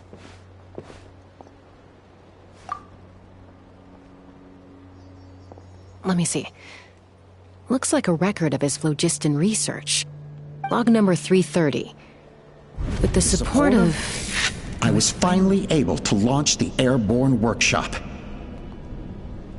Even though it relies on the relic for 80% of its power supply, I've at least taken the first step. Log number 348. Research on the relic is progressing well. I should be able to replicate the technology and scale up production very soon. Has proposed a name for this groundbreaking invention, the Phlogiston Wings. I think I'm getting close. Soon I will achieve my dreams. Log number 377. Encountered some issues with the new smaller model Phlogiston Wings. The gaseous phlogiston showed some volatility during the refinement process. Thinks we should proceed at a more cautious pace with the refinement experiments. But after so many past failures, I have to prove that I will succeed this time. Log number 114 ran an experiment using Cucosaurs to refine gaseous phlogiston. It was a success. Log number 117. I've started recruiting merchants and hunters to capture wild Cucosaurs. Log number 121. Major breakthrough in the efficiency of phlogiston yield. Huh? So Many parts have been crossed out! Yeah, probably the contact he alluded to in his other notebook. Guess he has a benefactor. Did anyone else notice how the numbering system in this notebook suddenly changed halfway through? We haven't got time for textual analysis, I'm afraid. Grab the notebook and let's press on.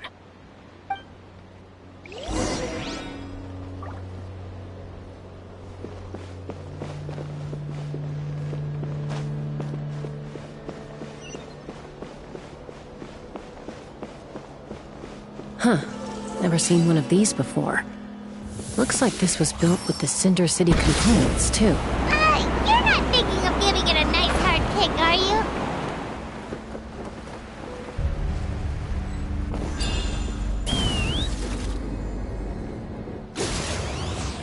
Whoa! What's that mechanism doing? It's asking for a nice hard kick where it hurts. Aim for the weak spot.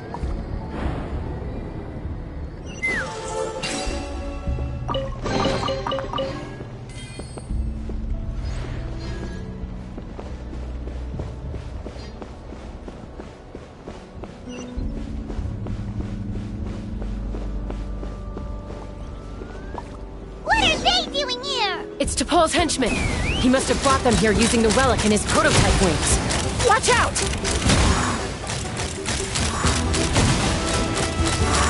Locked on!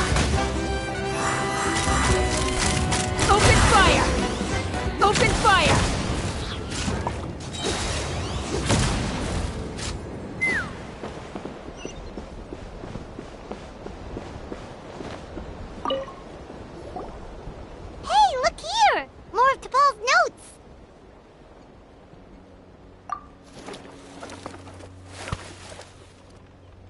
Log number 403. Introduced me to some new comrades who fully support my ideas. I told them that some Saurians are blessed with wings, and some people with natural gifts, while the less fortunate among us can only look on longingly as they seize the skies. But I also told them that progress can erase individual differences. Think of the tools humanity has made to fight back against wild beasts. The law we have put in place to even the playing field between the strong and the weak. I promised them that our research will be the new frontier of human progress. With our phlogiston wings, the power of flight will no longer be for a select few to enjoy. Imagine a world where the skies are for all to share. I only hope that when we finally achieve this goal, we'll be proud of me. Imagine a world where the skies are for all to share. Yes, what a wonderful world that would be. If only it were possible. We could respond faster, and so many tragedies could be prevented. But T'Pol, what about the Saurians you're draining dry of phlogiston? You're not sharing the sky, you're stealing it! Bad move. I won't let you get away with it.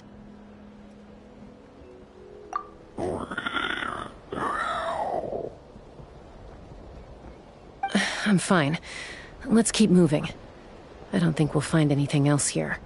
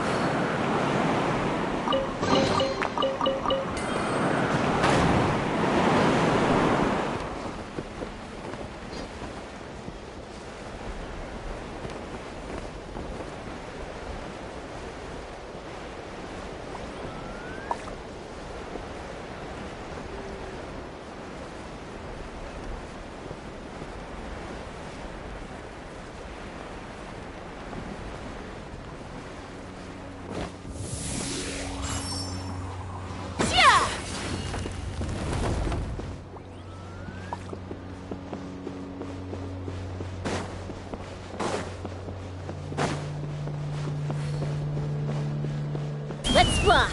Giddy up!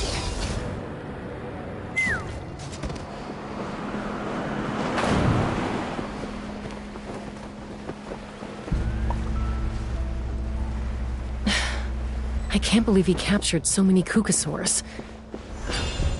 But right now, we have to focus on solving this problem at the source.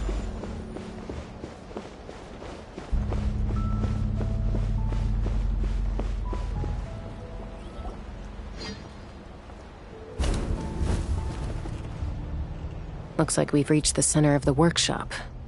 And still no sign of Koya's baby.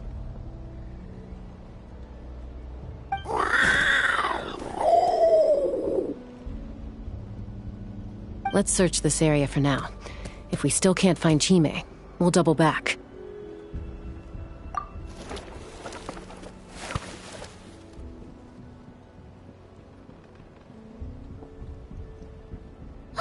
Chaska, Traveler, come quick! What is it? Did you find Chime? Not yet, but look! It's another one of T'Pol's notebooks! All right.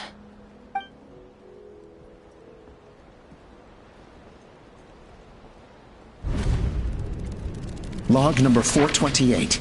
We decided to restart the experiments on phlogiston refinement, but without telling.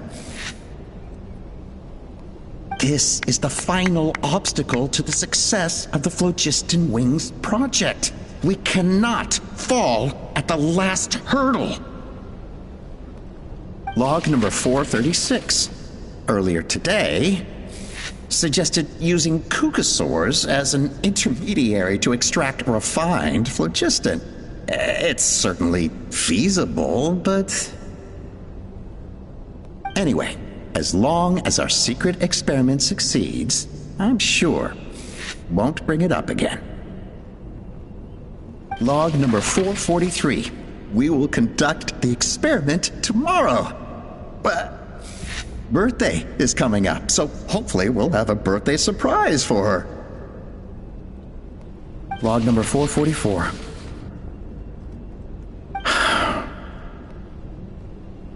Huh? Why is this log empty? I guess whoever wrote down the log number was prevented from recording the results.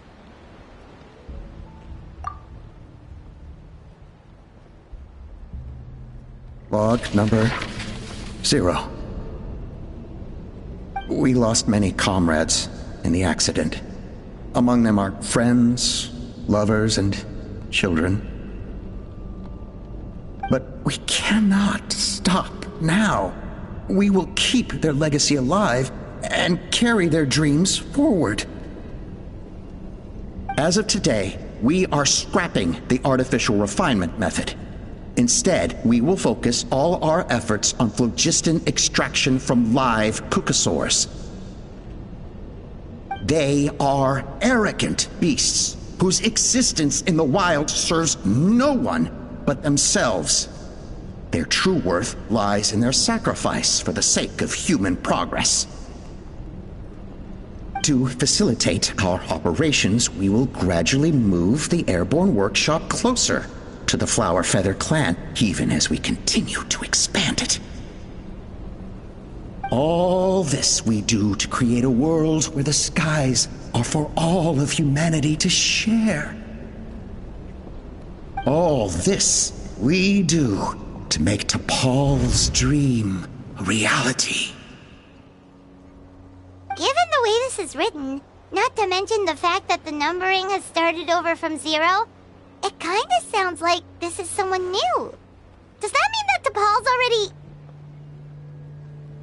There's also a letter tucked in the end of the notebook. It's from Puma.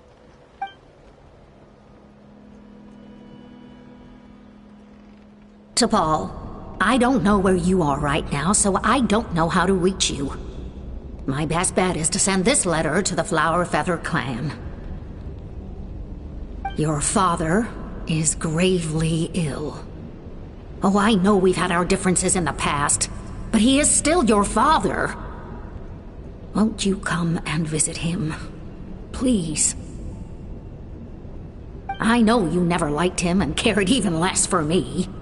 All you ever yearned for is the sky. And your birth mother. But we'll still be waiting here for you if you do come back. This may be the last chance you'll get to see your father. So Puma's not T'Pol's real mom? Huh. Well, she did say he never called her mom, but I'm gonna assume she was just venting. We know that T'Pol's father passed away quite recently, and this letter looks recent. By contrast, the writing in this notebook is old and faded. It looks like the real reason T'Pol didn't attend his father's funeral is because he'd long since passed away himself.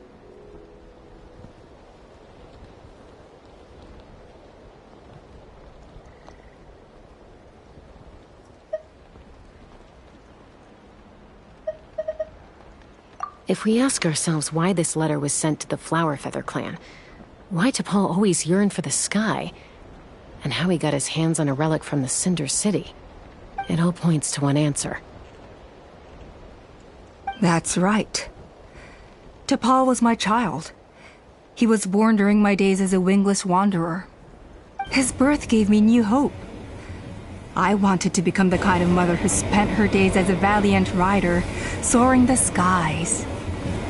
Not an aimless, wingless nobody. But his father wanted to settle down, to give his child a safe, sheltered life in his tribe.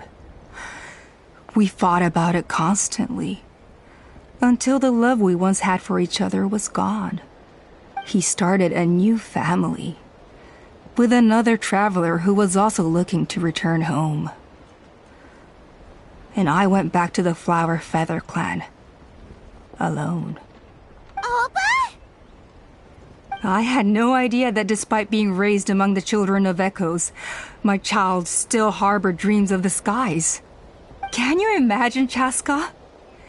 The joy and surprise I felt when he showed up at my door, asking to join the flying trials. Or how proud I was when he said he wanted to prove his own worth, rather than relying on my position as elder. And then the anguish that overcame me when he was rejected by the Kukusaurs and became wingless, just as I had after my injury. You've got a lot of nerve showing your face here. Don't take this the wrong way, Chaska. I'm not here for a fight. I just want to talk. Isn't that your preferred way to resolve things?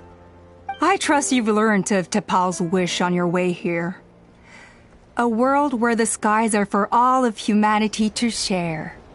If only his dream can be realized, no one will ever have to lose their wings again. Our aerial prowess will be greater than ever before. War will never again come at such a great cost. The loss of Koichi is a tragedy that need never be repeated. So tell me, Chaska, do you really wish to see the phlogiston wings forever grounded and gathering dust? Nothing you've said excuses all the conflict you've caused. You mean the argument back at the tribe? It was a necessary measure. Sometimes this is the only way to accelerate the pace of progress.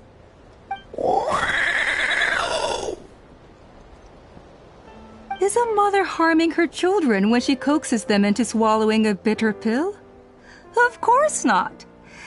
It is a brief moment of suffering for the greater good, and the child would come to understand this in due course.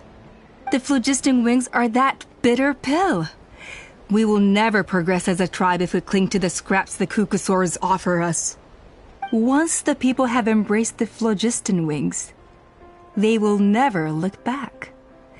Even if they learn how the refined phlogiston is sourced. They will convince themselves that the sacrifice of a few Kukusaurs is a small price to pay for our dominion over the skies. But this I had not anticipated. I barely had the chance to introduce the phlogiston wings to the tribe before you found this place.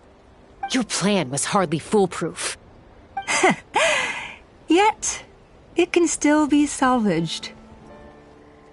Chaska, traveler, you are the hope of humanity. I'm sure you have your doubts about my methods, but know that my love for humanity and for Natlan is genuine. You know me, Chaska. And you know that I've always treated everyone in the Flower Feather clan as my own children, as fellow humans. Surely you can understand my perspective.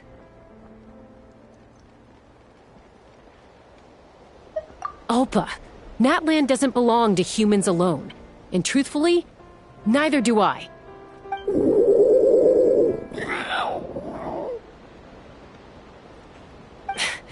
How many times has the Abyss invaded Natlan now? And yet despite how much stronger it is than us, Natlan still stands as a nation of humans and Saurians. Peace imposed by force will crumble in a matter of days, because social bonds are what hold a civilization together. Weren't you the one that taught me that?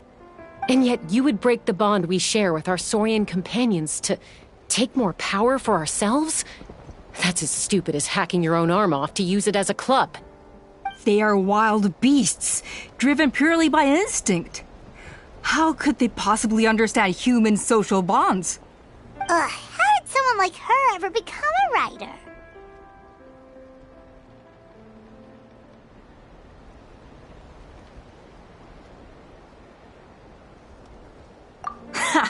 You overestimate them.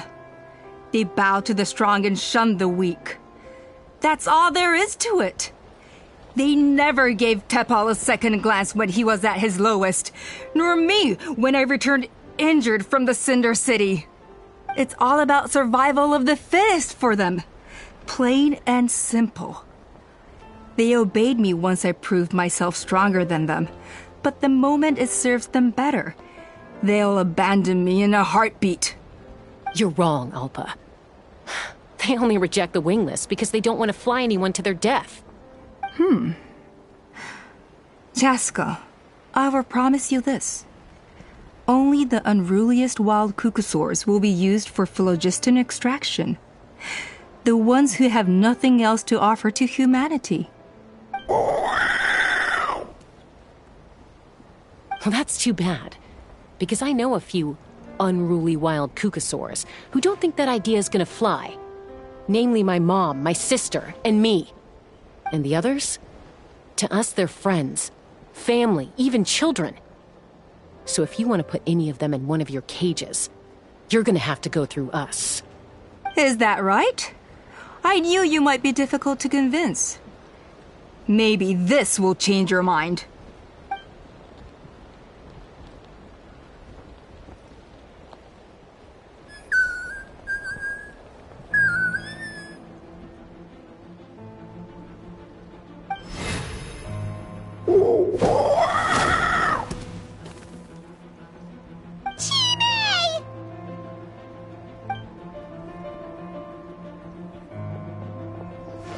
Ulpa! Careful! Don't make any rash decisions.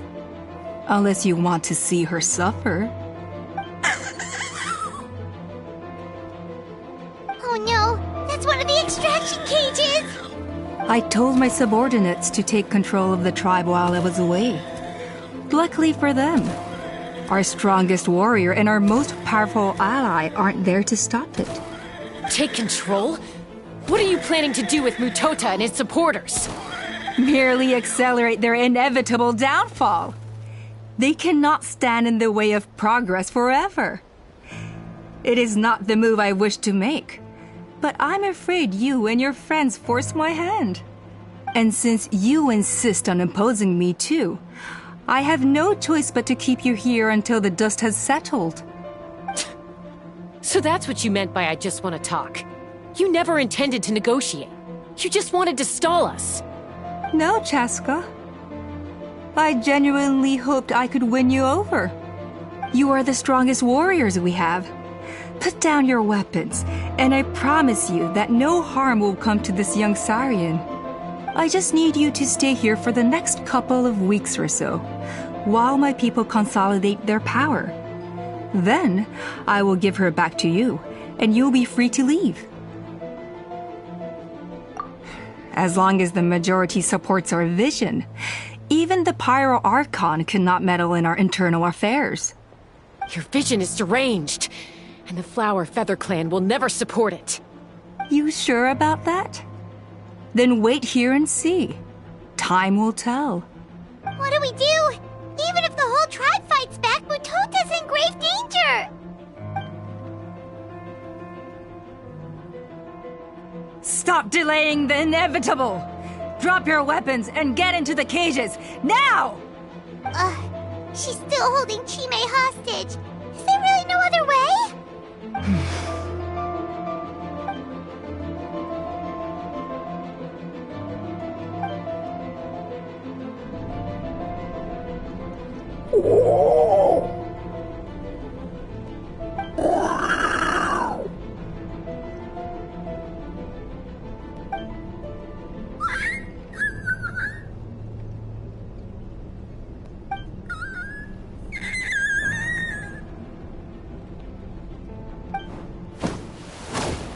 Koya?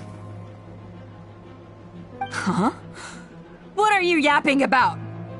Stand down. Drop your weapons, now! This instant!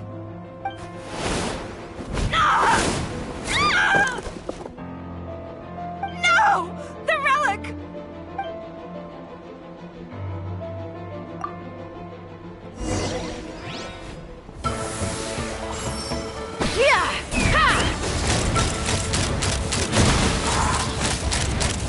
Give up, Alpa. We're negotiating my way now, and this ain't your strong suit. Shut up. Just shut up! Help! Anybody?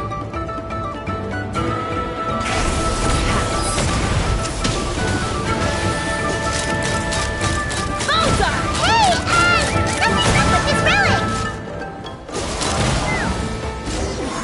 Alright, let the mountains fade!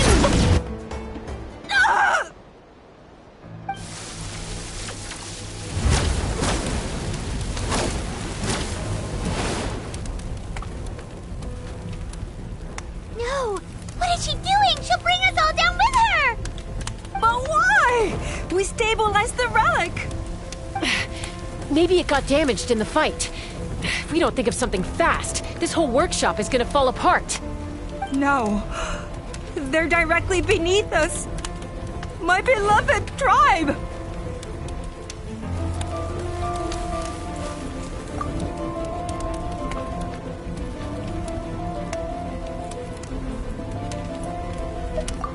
Okay,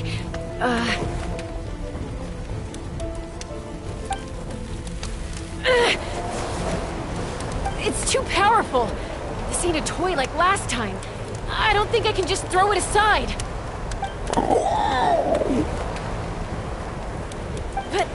But we need to get it far away before it explodes. Then the tribe will be safe, and so will this workshop. Koya, remember when we were kids? Come on, let's take this thing high up into the sky.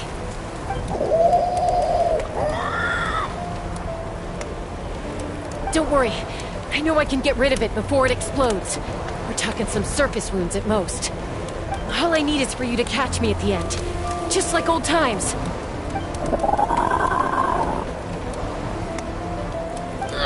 I can't hold it back anymore. We have to go. Don't be insane! Alpa! What are you... You're a fool, Chaska! Why would you choose such a risky solution? We cannot entrust the safety of our tribe to this wild Saurian! I'm the fool! You really think you can stand a better chance than me? Sure, it may be asking too much for an ex-wingless to escape the blast radius in time. But I can fly it a safe distance away, even if it's the last thing I do.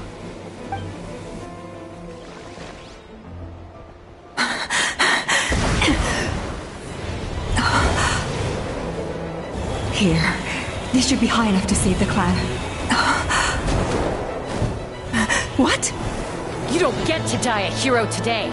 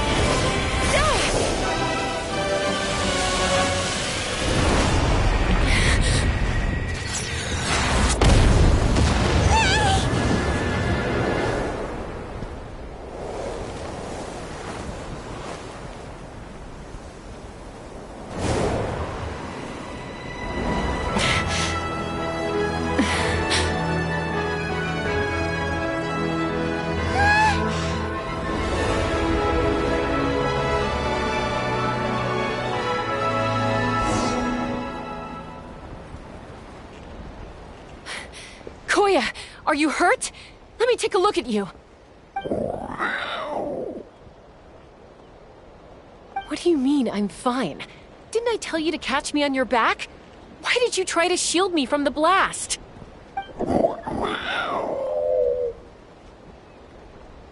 Accident? Yeah, right. Seriously, you're as stubborn as ever. Chaska, Koya! How are things looking here?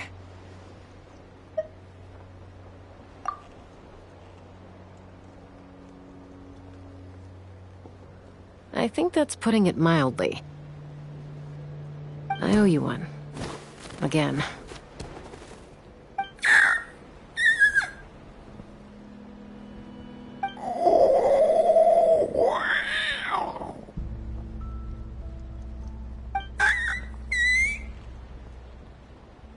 Oh, but be honest.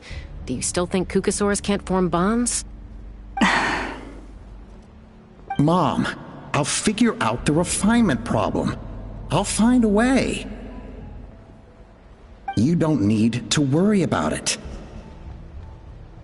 I just need some more time. That's all I ask. Please just trust me. Just this once.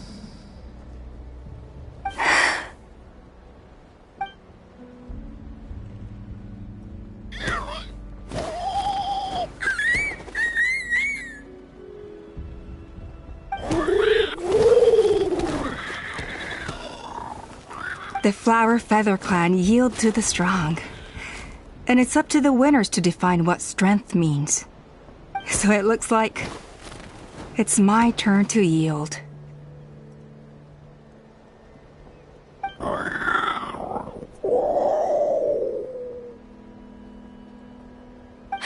Koya!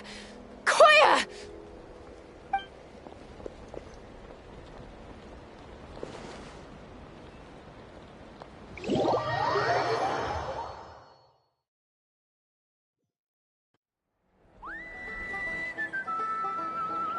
So, you're absolutely sure it's not because of the explosion?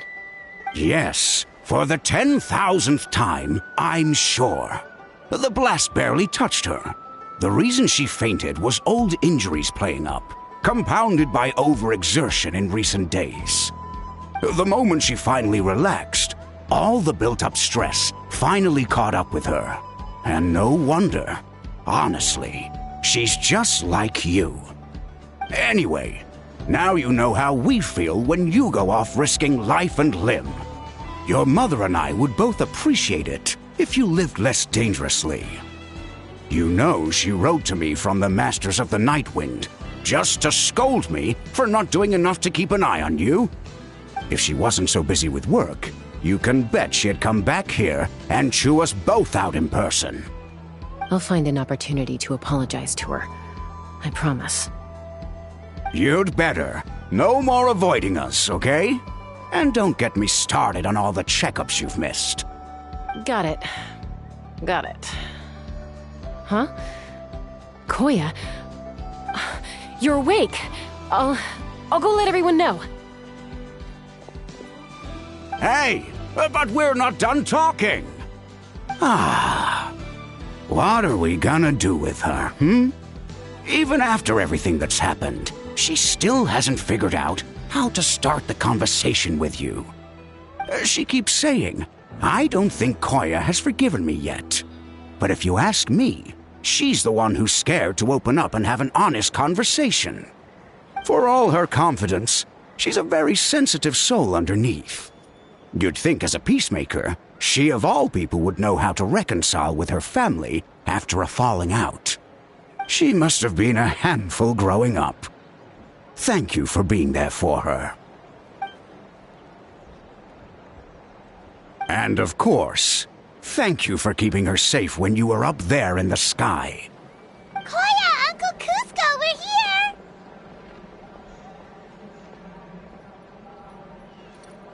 Ha! I was just telling her that she's not to go chasing danger with Chaska ever again.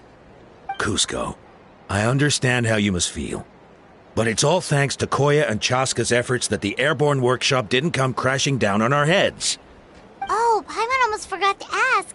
They didn't hurt you while we were gone, did they? Thankfully, when her co-conspirators tried to arrest me, I was out coaching Koya and Junan. The two of them were a huge help. They took care of things while I went around rallying the resistance. So, in the end, Alpa's would-be revolt didn't really get off the ground. And as it turns out, not all of the wingless want to see our dear Saurian friends replaced with phlogiston-powered gizmos. I'm so sorry you got mixed up in this, by the way. We should have caught on to Alpa's scheme sooner. We could have saved so many Kukasaurs from getting hurt. Most of the airborne workshop has now been dismantled. We've just left one small, harmless part intact, and repurposed it as a jail for Alpa and her cronies. Let's see how they like being locked up in a sky prison! So, it looks like there's just one last conflict left to resolve. Peacemaker, you're up.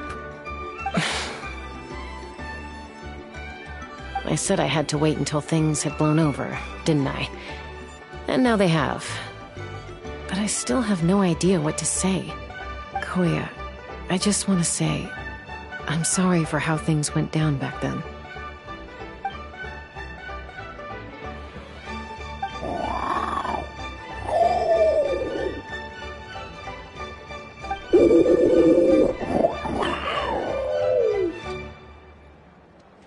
Huh? Does this mean you're not mad at me anymore? There's that family likeness coming through again. But that day, when we ran into each other...